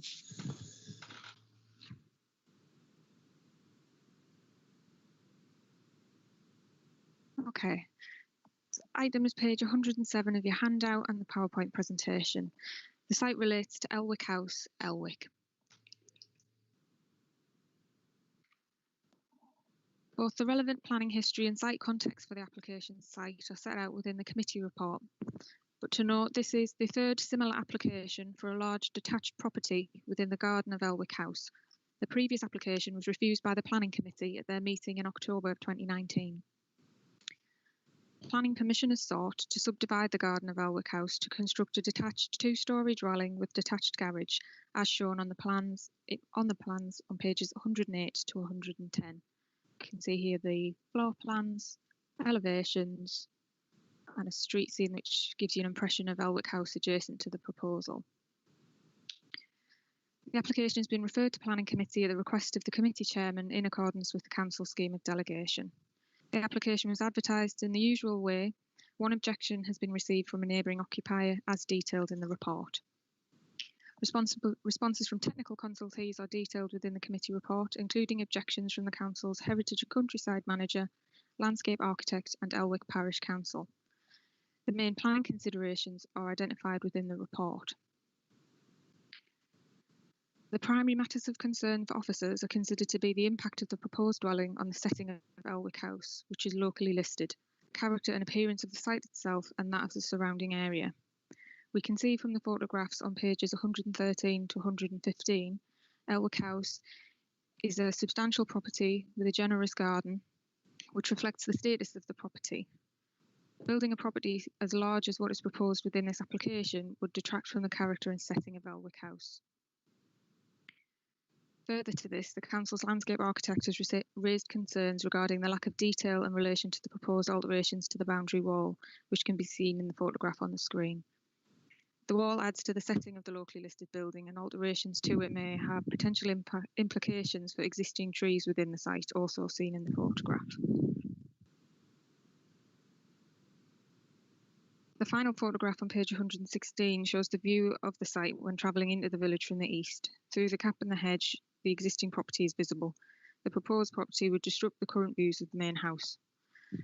Whilst it is noted minor changes have been made to the proposal since the previous two refused applications, notably that the property has been reduced in width by approximately a metre, these are not considered to sufficiently address the harm identified to the setting of the locally listed building, and there are no public benefits that would outweigh the harm. It is therefore considered that the development is not in accordance with relevant local or national planning policy, and the application is recommended for refusal. Thank you, Chair. Thank you, Laura. Questions for the officer, Councillor Loynes? looking at the application, and I don't know if you're the right one to ask, but are there any TPOs on the trees that would possibly be removed if the wall was opened up? And also, why can't you have the I'm really not happy about the wall being taken down, because I feel that is a feature of the property if it was approved. So could they not use the existing driveway to access the new property? Are you the right person, Laura, to answer that? I'll try my best. Thank you. I believe the trees are protected, that's my understanding. The council's arborist has been in contact with the homeowner and the applicant in relation to works to trees over some period of time. In terms of the access, the application all three applications have been submitted in a similar fashion, so the access has always been proposed as a second entrance to this as a separate plot rather than a shared one. And essentially we can only consider the application as it's been submitted. The council's highways team haven't objected to the formation of an access in principle, providing the speed limit sign that's near the site is moved up so that the reduction in speed happens before this property. The concerns from the landscape architect was that the initial proposal to construct piers that might have reflected the design of the original wall, we didn't have enough detail of what impact foundations for those might have on the trees. And the applicant has instead decided to revert back to the previous scheme, which included just an opening, so a section of that wall coming out without any detail submitted as to how that might be achieved or how the finish would be achieved. So we've had a balance between the two, where initially we didn't have enough detail of the impact on the trees, and to avoid impact on trees, we've now got detail to say whether that's acceptable. It's just, as you know, recently we've had a lot of problems about tree removal in Elwick and TPOs, and I just find that to remove trees, it is a bit of a iffy one. And my concern is the actual opening onto the road, which is a fast road anyway, because they don't take any notice of speed limits. They don't.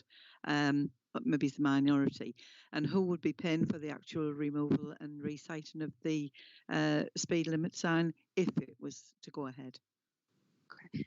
One thing to clarify, the applicant isn't proposing at this stage to remove trees, but we didn't have enough information to be able to determine whether the works could be achieved without damaging them to a point that would require their removal. In terms of the works to the highway sign, that would be at the applicant's cost and responsibility, so they would need to work with highways if we were minded to approve. Okay. And that would be a condition if there was an approval. Okay, thank you, Laura. Councillor Christopher Akers-Belcher. Thank you, Chair. It was just to really I was having a look at the recommendations, and it talks about substantial harm to a non-designated heritage asset. And I just wondered whether someone could articulate what they mean by substantial harm, because what we've been shown is a picture of the front elevation where you can't see all the property because there's a wall and a number of trees.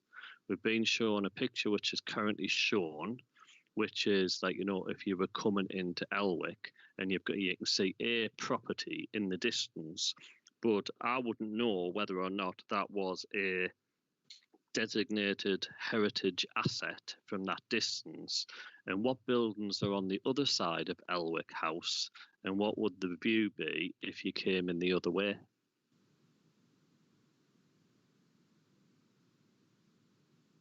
Okay. In terms of non-designated heritage asset, essentially the property is locally listed, so it's not statutorily listed. The concern about harm and the impact of the property is about its setting.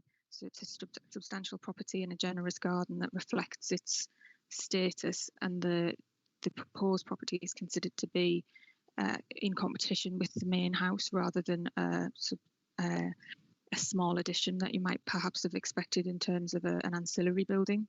It might be that if Sarah Scar's available, she can give a clearer articulation of the impact on and harm in that sense. Are you there, Sarah? Yes, I am. Can you hear me? Yep, loud and clear. So as Laura says, the building itself is a locally listed building, and its significance is in its architectural detail and also of the historic interest of the property that has to Elwick Conservation Area. On the site itself is the main dwelling, and as you'll see to the rear of it, there is also a smaller ancillary building within the house, within the site.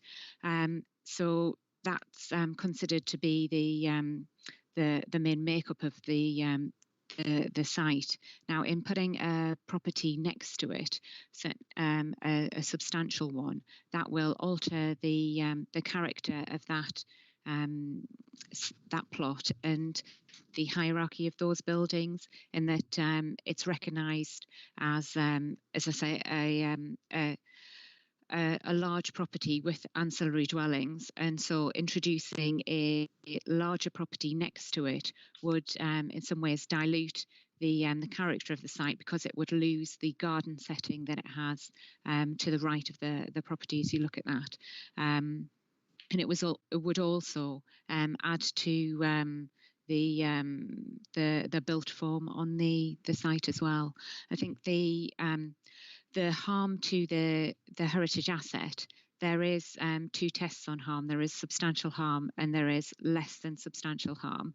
In this instance, we have suggested that the harm would be less than substantial, and in that case, it needs to be weighed up against the public benefits of the proposal, and the applicant hasn't come forward with any benefits which would outweigh that less than substantial harm that would be caused by this large dwelling, which would be situated adjacent to the property, resulting in the loss of a substantial garden space and harming the setting of that locally listed building.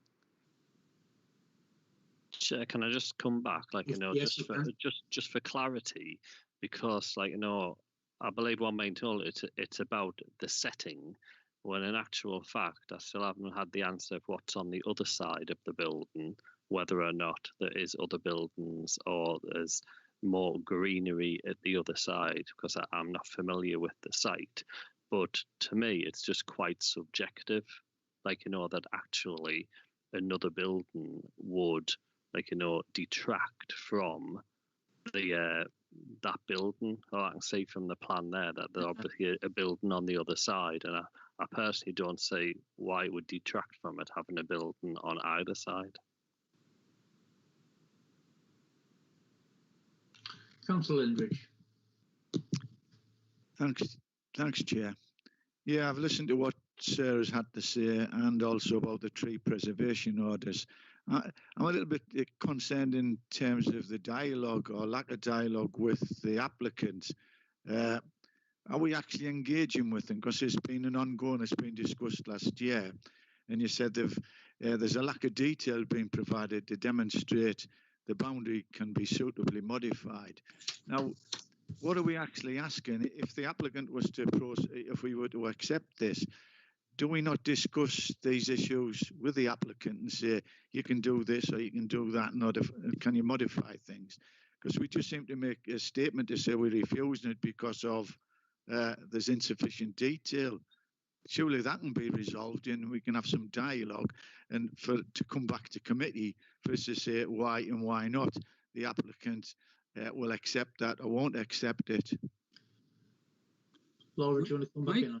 Yep, certainly. I'm the applicant. I can answer some of these questions. Unfortunately, it's a fairly rigid agenda, I'm afraid. So the protocol is officers first, and then we will get to you, I promise, and there'll be questions that can come to you as well, Mr. Redhead. So if you just hold your horses for now, then we'll get to you in a moment. Laura, do you want to come back? Yes, thank you, Chair. There has been a substantial amount of officer time spent engaging with the applicant in terms of both pre-application advice and the one-stop shop service that the council offers, as well as during the course of applications.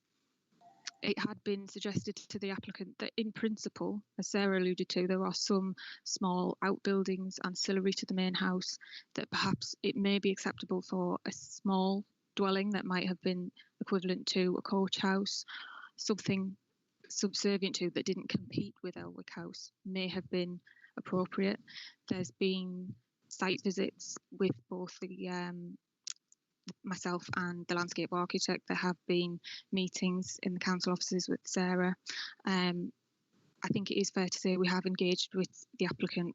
We'd advise that in this application, I'll step back slightly. The previous application, we'd raised concerns about a lack of detail on the finish of the boundary wall, and the applicant has submitted some details this time around that showed more detail, the pillars, as I mentioned. That raised the question, though, about what impact those foundations for that might have on the trees, and the tree survey we had hadn't been updated. So rather than update the tree survey, the applicant chose to instead sort of simplify the scheme, and we've gone back to where we were previously with just an opening. Ultimately, it's not Office's role to design a specific scale or scheme that would be approved. We have provided advice. We've offered some illustrations and examples, but it is really for the applicant to work with their architect, take on board that advice and submit a scheme. Unfortunately, the 3 schemes we've had submitted have all been very similar, and unfortunately, therefore, the recommendation has ended up the same each time. Thanks, Chair.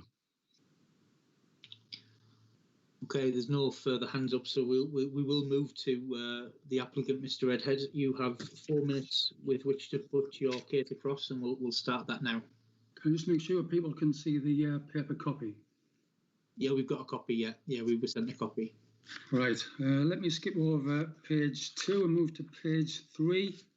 As you can see, this is at the end of the village.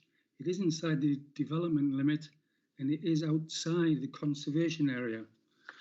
If I can go to the next page, this is an illustration of all many of the historic houses in Hartlepool, and the vast majority of those have near neighbours. And go to the next page. If you look at Elwick has 9 houses of historic interest, and this house in the right-hand corner will still be the most distant of houses of historic interest. And go to the next page and look at the setting.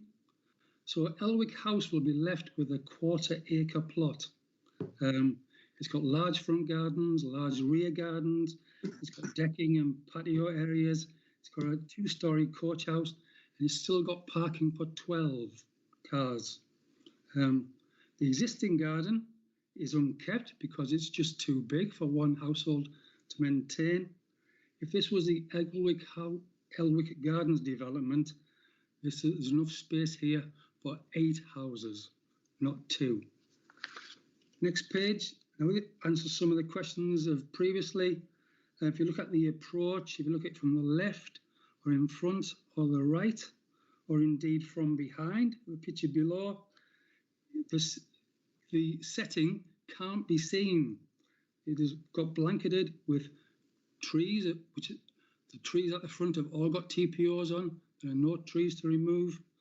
And the entrance is simply removing one of the wall panels and replacing it with just a post either side. If you can go to the next page, you can see that the proposed house is much smaller than the host property. Indeed, it's the second smallest in that row. It's positioned at the end and doesn't affect anybody else. And go to the next page. The spacing between the 2 houses is sufficient for 5 cars to be parked side by side, as well as a large beech hedge having the separation. It's narrower and it's an awful lot lower than the host property. We go to the next page and look at the design. The host property has got Corinthian columns and cornice bay windows. The proposed house hasn't got all those features. It is not trying to compete with the host property. It is sympathetic and subservient to the host, just as the planners requested. And go to the next page. Its design. I've lined up the host property, the proposed property, the immediate neighbours and the conservation houses. And if you look at the design features, they've all got rendered walls, they've all got sash windows, they've all got chimneys, they've all got slate tiles and hip roofs and cornerstones. The design fits in with the village. So in summary, It doesn't harm Elwick House. It is suitably distanced from Elwick House. It is screened on all sides. It is a suitable scale and it's much smaller than its host. And the loss of the garden, yeah, in summary, there's plenty of space. Each plot is 1/3 of an acre. Thank you, Mike. Okay, thank you, Mr. Redhead. Bang on time. Councillor Brown, you want to ask a question of the applicant? Thank you, Chair. I might not be coming in at the right time here. I don't know if it's a question of the applicant or the officers. I'm struggling a bit with, I need some clarification, Chair, because I've been told that it's not subservient, and now I've been told it is. So I just want clarification. Is it or isn't it bigger or smaller? Sarah, do you want to come in? Or Laura? I think it's fair to say that that's a subjective matter, and the officer's opinion, the professional opinion from officers and council, Heritage and Countryside Manager, is that it's not subservient to the horse property. The applicant is of a different opinion. I think that's probably... Councillor Brown, I think there's two things. It's about size and it's about architecture. This house is significantly smaller than the host, and the architecture, well, it's not a competition. It is subservient. Councillor Brown. Thank you, Chair. So, does anybody have any idea, maybe in square footage, just how much smaller it is than the main house? Because that would maybe help to identify just how subservient it is. Thank you, Chair. Laura? I don't have those measurements to hand, I'm afraid. I couldn't give you a floor space comparison between the two off the top of my head, unfortunately. Because from an officer perspective, it's simply the view that the proposed property is so substantial that it doesn't sit quietly alongside it. It competes with the existing property in terms of scale and hierarchy. In my opinion, it doesn't compete. So is there no drawing front elevation that represents the existing building with the new building side by side? Is there nothing to that effect? If you go to page 9 of that slide pack, that's a good example. Okay. There's a slide I've just presented to give you that impression. The Elwick House is on the left, proposed property on the right. Can I draw your attention to the difference? Okay. Any more questions, Councillor Lyons? Mr. Redhead, on page 7 of your slides, the third picture along from the top, it shows a gap in the trees. Is that where, if it was approved, the application, is that where the driveway would go in, or could you put the driveway in the original driveway so there's only one opening onto the main road? That's a little bit. The request is we make an opening in that wall, obviously car-sized, and at the end, the new ends of the wall, there's a small, the ending of the wall becomes a post. Right, okay, so there's no trees that would be actually felled in that area? All the trees along the front of there have existing TPOs in place. Okay, all right, thank you. Thank you. By the way, for other people, that wall is 8 feet high. Okay, any more questions for the applicant? No. Do we have an objector on the call?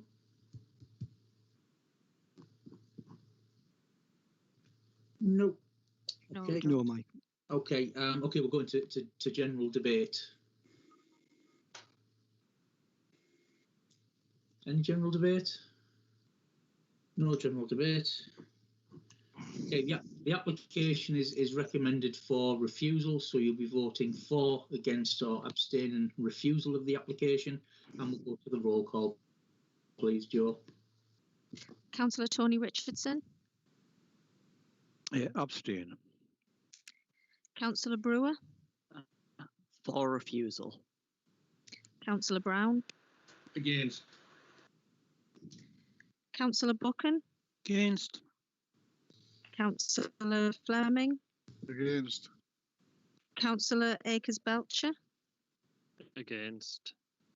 Councillor Lindridge, Against. Councillor Loynes, Against. Councillor Carl Richardson, Against. Councillor Stokel, Against. and Councillor Young. I'm going to abstain on this one. I never abstain on any vote ever, but I'm going to abstain on this one. So it looks like the officer's recommendation hasn't been followed. We need some material reasons as to why council members have decided. Yeah, could I jump in, Chair? Go for it, Tom. Yeah, the next where we are in terms of process is that the officer's recommendation has been refused. Yeah.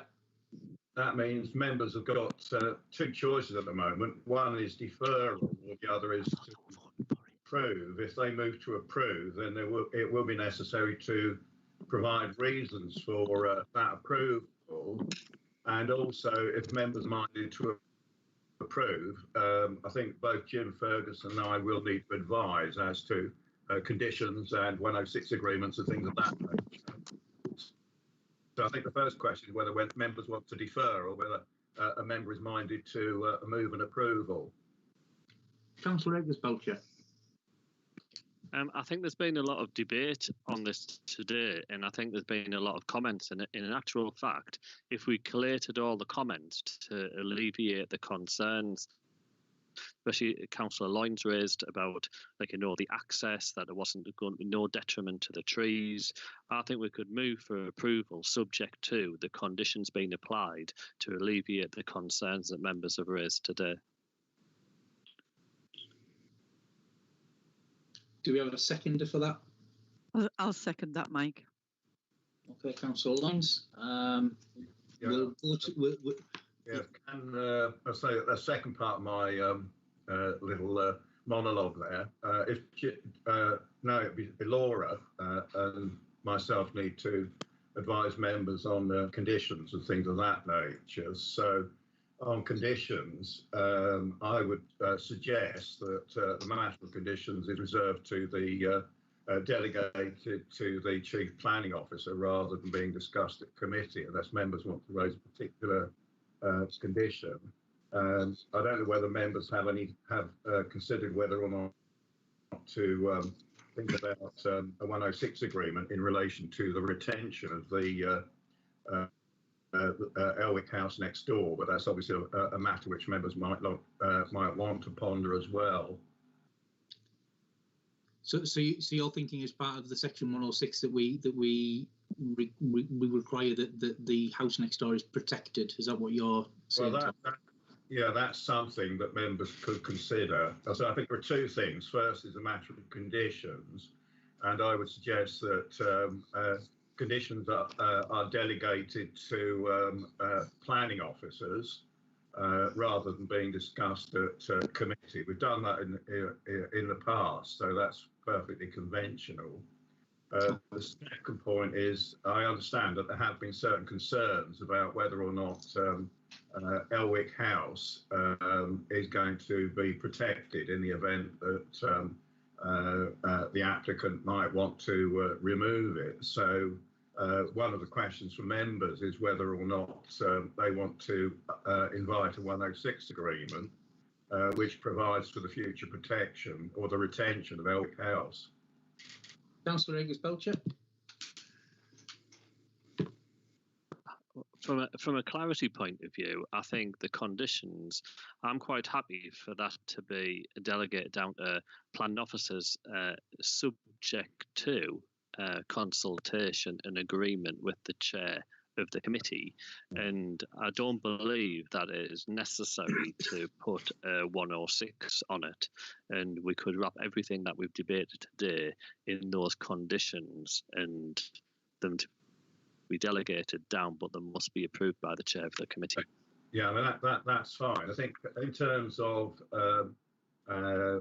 members' reasons for departing from offices, it seems to me the reason one has to do with less than substantial harm. So I think members are saying that they don't feel that there is less than substantial harm. Therefore, they're differing from officers on that point. In relation to reason two, members are saying that they believe it can be dealt with by condition anyway. It doesn't need to be a reason for refusal. Hopefully, I think that summarises what I understand from the debate. Thanks, Tom. Councillor Brewer. Thank you, Chair. Just a point of clarification, as it looks like we're going to be going to another vote. Could I have it recorded that I voted with the officer's recommendation? We got that loud and clear. You said for refusal. I remember it very well. Thank you. Councillor Paddy Brown. Thank you, Chair.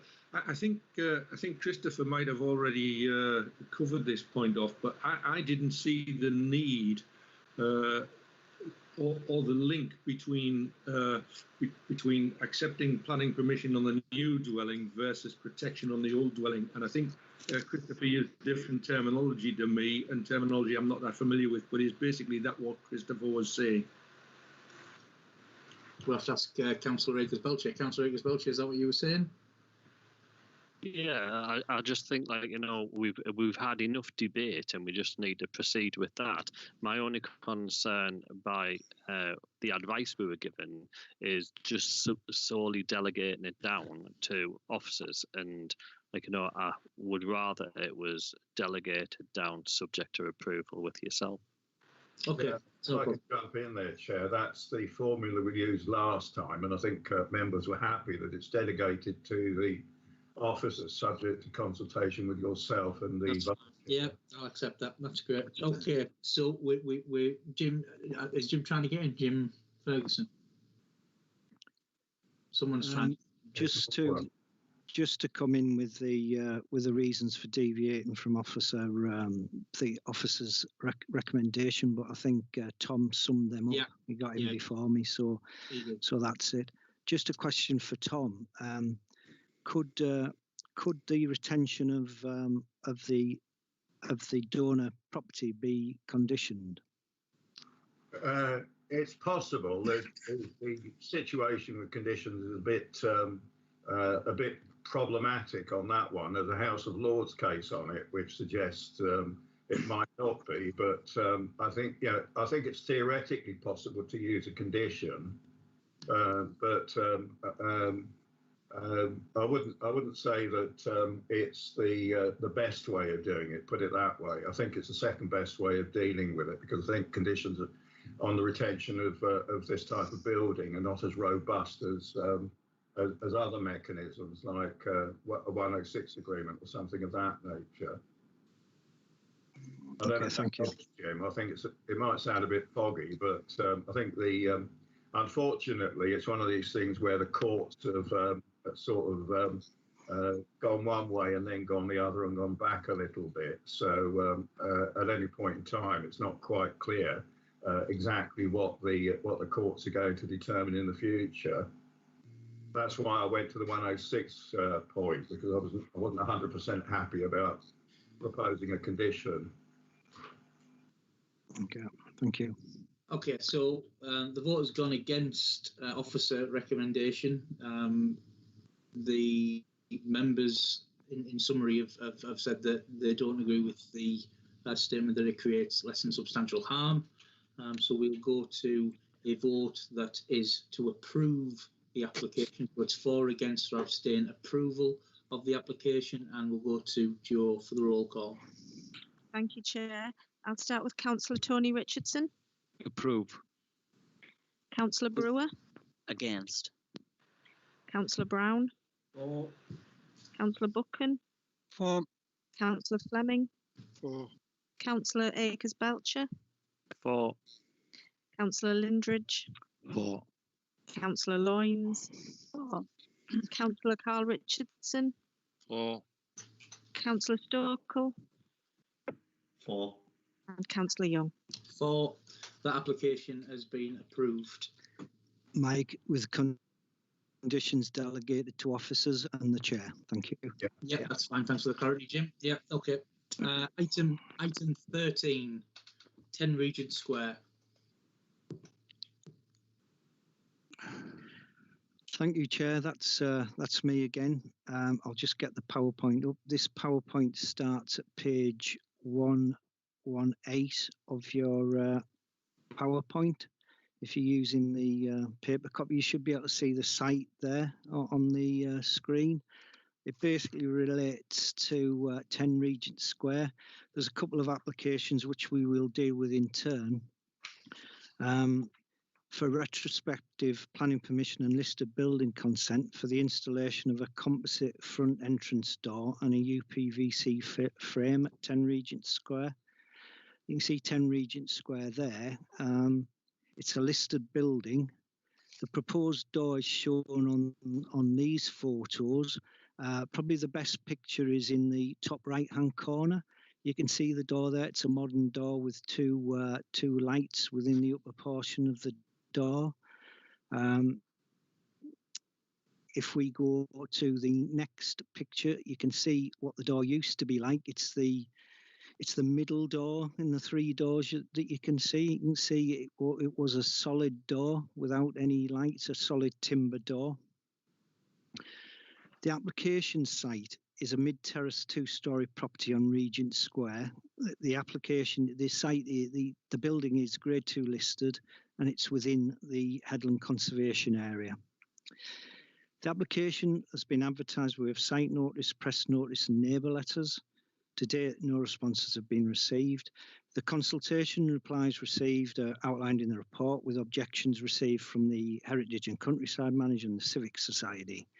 The main consideration here in terms of the planning application is the impact on the heritage assets. That's the listed building and the conservation area. The host property comprises a Grade 2 listed building. And in terms in policy in respect to listed buildings requires a local planning authority to pay special attention to the desirability of preserving the building and any features of special or architectural interest which it possesses. In conservation areas, the planning law requires that planning authorities pay special attention to the desirability of preserving or enhancing the character or appearance of the area. Similarly, we have policies in the local plan which reflect these requirements in statute. So policies HE1, HE4 and HE3 which state that the council will seek to preserve, protect and enhance heritage assets, including by resisting unsympathetic alterations. Similarly, national guidance in the NPPF looks to local planning authorities to take account of the significance of heritage assets and give great weight to their conservation. It also seeks positive enhancements in conservation areas. The Headland Conservation Area forms part of the original settlement of Hartlepool, established during the 7th century as a religious centre and later becoming important as a port. Its unique character derives from its peninsular location and from the Victorian domestic residential architecture. Front doors are traditionally timber, 2 or 4 panelled, set in a timber door case, which may be a simple design or may be more decorative with fluted Doric columns. There are examples of later Edwardian architecture which differ from the early Victorian houses. This application is for a retrospective consent for the removal of a timber door and its replacement with a composite 4-panel door with two upper glazed panels. The door is in a fixed UPVC frame. It's considered that the design, materials and appearance of the replacement door and its frame are not considered appropriate for this listed building in the conservation area. If we remember that listed buildings have the highest form of protection of any buildings in the town or even in the country, so we have to apply particular standards in that respect. It's therefore considered that the development detracts from the character and appearance of the Grade 2 listed building and the conservation area. The application is therefore recommended for refusal. Thank you, Chair. Thanks, Jim. Councillor Brown, question for the officer. Yeah, thank you, Chair. I'm looking at the pictures both on our printed out copy and on the screen here. I can't make out, and I'm just curious, on the after photograph, clearly I can see a glazed curved panel at the top, but on the previous photograph, I can't make out if there's a glazed panel or if it's a solid panel. I think I can see it a bit clearer, but I believe there's a glazed panel. It is glazed, yeah. Yeah. Oh, okay, thanks, Jim. I forgot I was on camera there, everybody, as you saw me leaning in to look at the picture. Apologies for that. Any more questions, Councillor Loynes? Thank you, Chair. I'm looking at the pictures as well, and the house next door is totally different, and the windows as well. And I just wondered why this one's been singled out.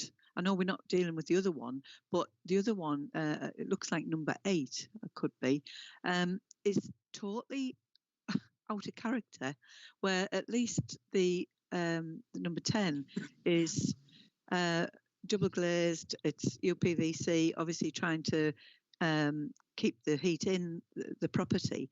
And I just wonder what all the fuss is about when you see other houses totally different. Why have they picked on number 10?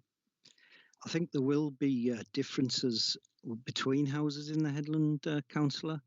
This is a listed building, this one, so particularly high standard applies, and really we should be looking at the impact on this particular building. It is in the conservation area, and we can also look at the impact on the conservation area.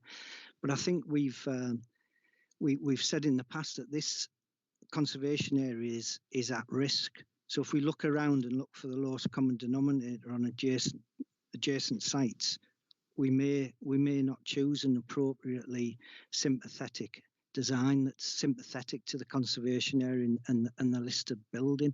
So there will be variation, but we've got to focus on this particular building. It is listed, so whatever's happening either side of it, it's that building's intrinsic value that we need to look at.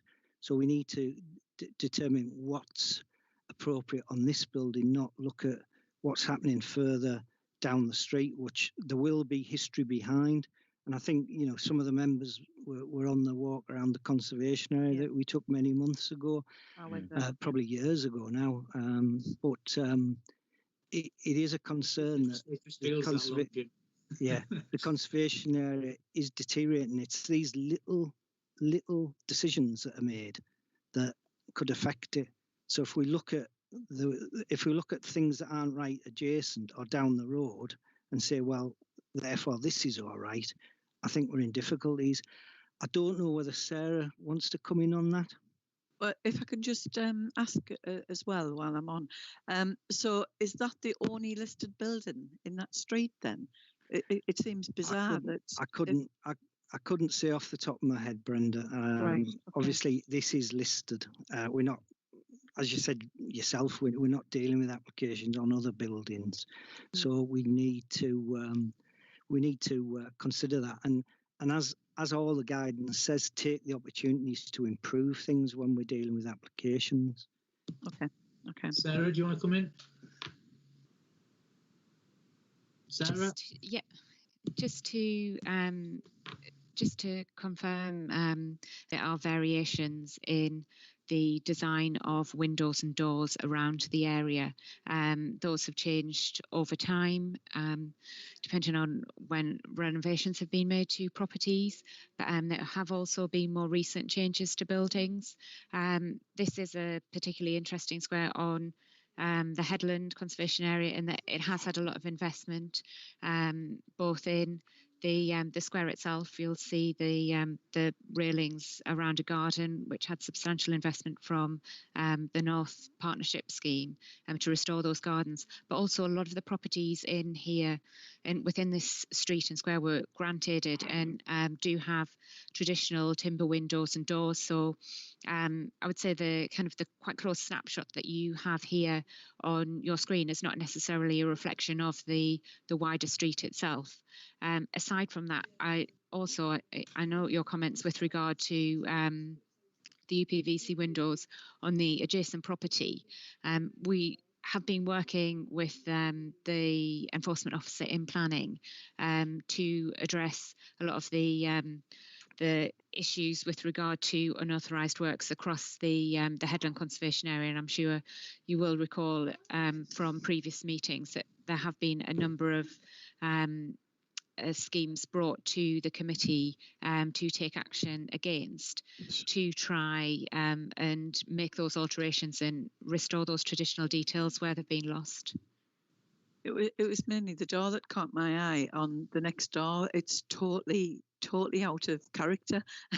And, it was where the one that's been replaced on number 10 is more sympathetic than the one on next door. That's all I was saying. And I know we're not talking about that one, but I'm looking at it and I'm thinking, if this can't be right, and then you look at the left hand side of the picture where the cream buildings are, and that door's completely different. And I don't know whether that's in the conservation area, is it, or whatever. But I'll take on board what you say anyway, Sarah and Jim. Okay, thank you. Thank you. Okay, Councillor Fleming.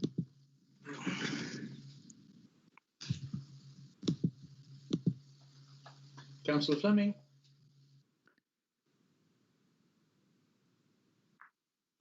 Yep, I'm in now. 2 years ago, when I come back from Bain Hill, the very first planning meeting was all about Regent Square.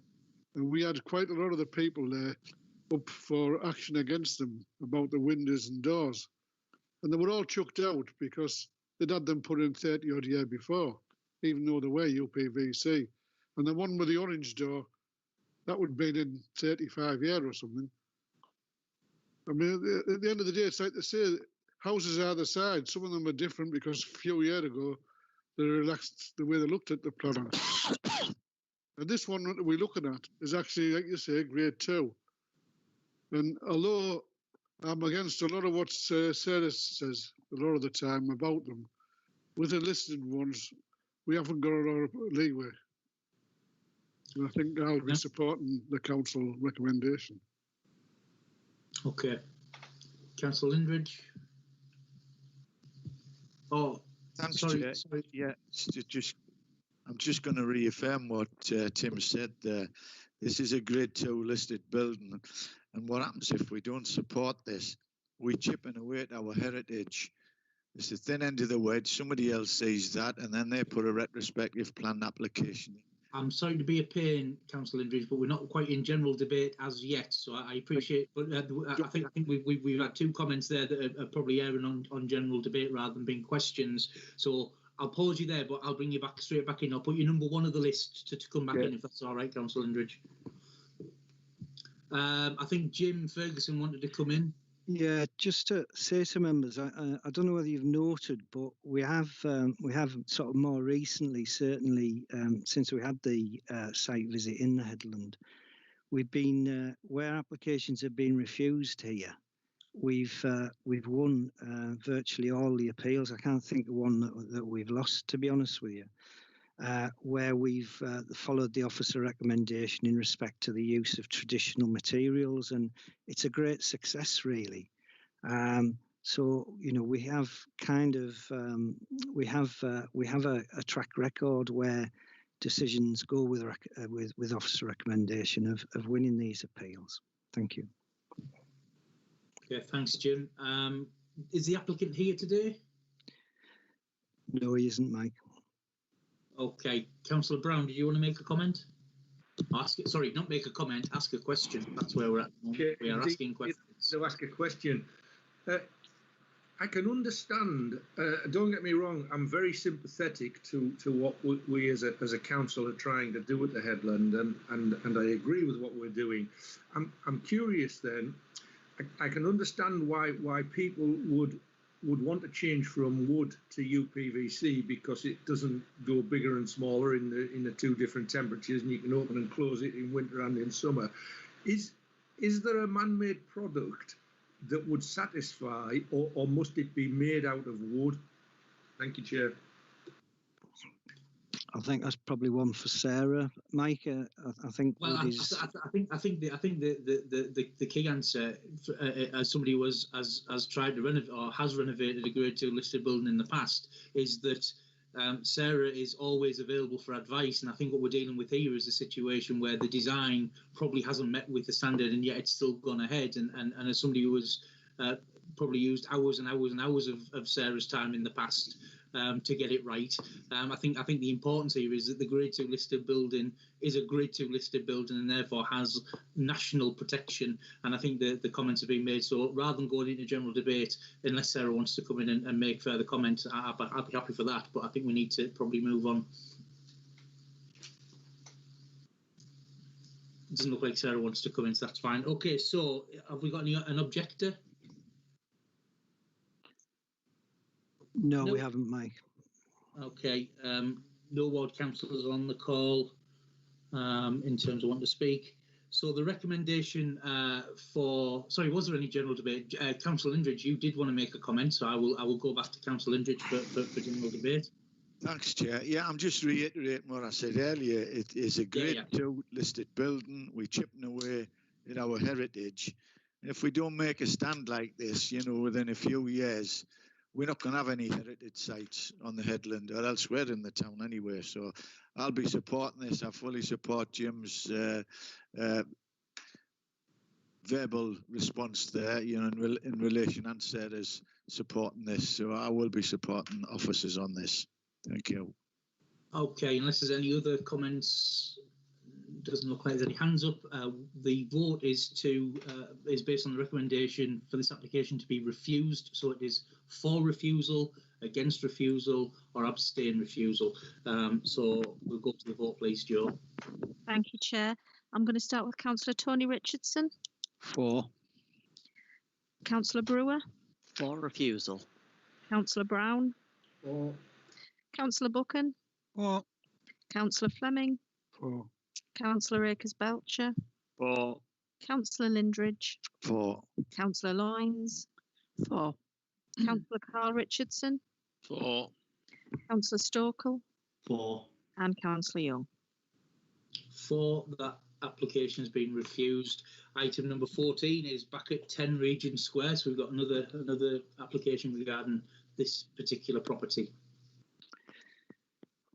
Yeah, thank you, Chair. We've seen the photographs. This is because it's a listed building, you also need listed building consent for the works. The decision, the considerations are the same, except in this decision we focus on the impact on the listed building. The consultation responses are the same as the item previously. Again, the design and appearance of the replacement door and its frame are not considered appropriate for this listed building. It's therefore considered that the development detracts from the character and appearance of the listed building, and it is considered that this harm would not be outweighed by any public benefits. The application is recommended for refusal. Thank you, Chair. Yeah, thank you. Any questions for the officer? No. No applicant, no objector, no ward members. Any general debate? Okay, so the application is recommended for refusal. So that's for refusal, against refusal, or abstain. And we'll go to the vote, please, Jo. Start with Councillor Tony Richardson. For. Councillor Brewer. For refusal. Councillor Brown. For. Councillor Buchan. For. Councillor Fleming.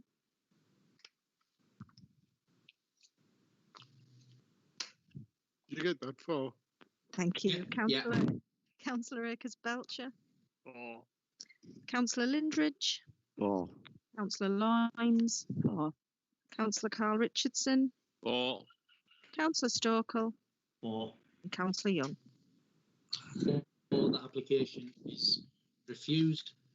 Item 5 and 5.1 is the updated current complaints. In my usual way, if there's any desire from councillors to speak to officers about those complaints, I'd respectfully request that we do that separately, unless there's a burning desire now.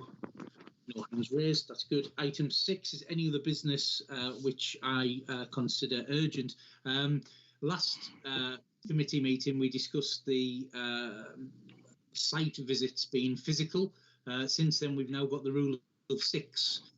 So it looks like we've gone into reverse on that, and I think what I'd prefer to do at this moment in time is to allow officers further time to make deliberations and to think about how we might make that happen. But at this moment in time, it does affect applications that we do need to get through, and so we need to be mindful of that. So if members are happy, I'll consult with officers around that matter and try and get information as quickly as we can. But that rule of 6 has now come in as of Monday, and it does change the landscape considerably. Jim, do you want to come in? Yes, thank you, Chair. Thank you, Chair. Just, I mean, my understanding, and I'll having said my understanding, and I'll bow to Tom's greater knowledge, is that the rule of 6 doesn't apply, Mike, but we'll see what Tom says. I mean, what we have been trying to do, just to update members, is we need to do a risk assessment.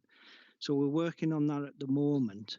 Sorry to interrupt, Jim, but the only issue that I have with it not being the fact is there's at least 3 members that I know who if the rule of 6 does have an impact on, because we would be normally shielding with regards to that, so we wouldn't be advocating, certainly I wouldn't, as somebody who would be shielding in a normal lockdown situation. Terrible that you're saying normal lockdown at this moment in time, but if that was to happen, then I personally wouldn't be comfortable attending any site visit from my perspective, and I don't know whether other members share that view. So I don't want to kind of stop you in your tracks, but at the same time, I think there's other matters, certainly from councillors' perspectives, that need to be considered. Sorry, Jim, but that's just where I'm sitting. Councillor Brown, did you have a view on that? I did, Chair. Yes, the minute you finished speaking, I had a view, and my view was one of the absolute same as yours. In particular, where we are as a town, we're on a watch list. We're sending leaflets out asking people to be as cautious as they can, and I think to then start doing this, as I think would be detrimental to everything the council is doing in trying to protect the town. Thank you, Chair. Councillor Buchan. I'm also in the at-risk group, and I would not be happy to personally attend a site visit. Councillor Carl Richardson. Sorry, I feel the same way as the last 3 speakers. I think that we're supposed to be showing an example as councillors. I'm not too sure that would show an example if we were on a site visit, quite frankly. Thanks, Councillor Carl Richardson. Councillor Brewer. Just given the areas of my work in shops outside of the council and how frequently I'm going from store to store, I don't know how comfortable I would be being around other people who are either high risk or moderate risk, especially given the circumstances. I respect that. Thank you, Councillor Brewer. Kieran. It's just for some advice from Tom, if you don't mind, Chair, because obviously we deferred the last 2 applications, and it was very clear that members voted for a physical site visit. Obviously, we don't want to delay these indefinitely, but the way members are speaking this morning, there sounds to be no prospect and no appetite for a physical site visit anymore. So it's what we can do to revisit that decision that was taken at the last committee. Yeah, good point, Kieran. Yeah, I think it might be slightly difficult to do it at this juncture. I mean, I think if I could deal with the legal point, Neil Wilson and I had a look at the new regulations, and when you read them in conjunction with the old regulations, it's a right mess. But having said that, our feeling is that it is possible legally to go ahead with site visits subject to risk assessments, but what I do need to hasten to add is that the law is one thing and common sense is another. So I note that members have raised concerns about the public profile of the council and shielding vulnerable members, etc. So I think the law is one thing, but the practicalities of it, the common sense side of it, is another thing. I mean, in procedural terms, I think I doubt whether it's possible to revisit those previous decisions at this committee. I'm not sure when the next committee meeting is, but no, I'd like to help on that, but I don't think we can bring it onto this agenda. No. Okay. I mean, it does, as Kieran's indicated, it does leave officers in a difficult position, and as to what, and the applicants as to what to do with those applications. I really don't know what the way forward is. I mean, we have had virtual site visits.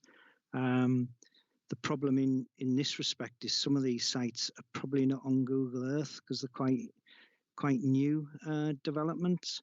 We can do it through, if we went for the virtual option, we could do it through site photographs.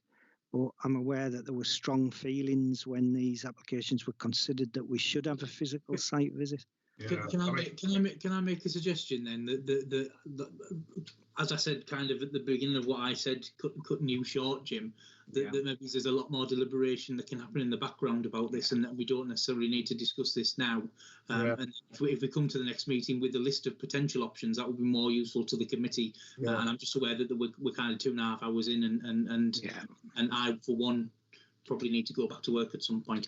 So if we take councillor, unless it's to do with this, I don't know whether people's hands are up to discuss this particular matter, but I'll take the punt. Councillor Fleming, are you happy for us to defer this discussion and pass it to officers till next meeting? Yes, I am. Yeah. Perfect. Councillor Indridge, are you the same? Yes. And Councillor Brown, are you the same? Absolutely. Thank you very much. Okay, so we'll defer this matter, or we'll refer it to the officers and defer it to the next meeting for discussion then. Apologies for bringing it up in the first place. I probably should have.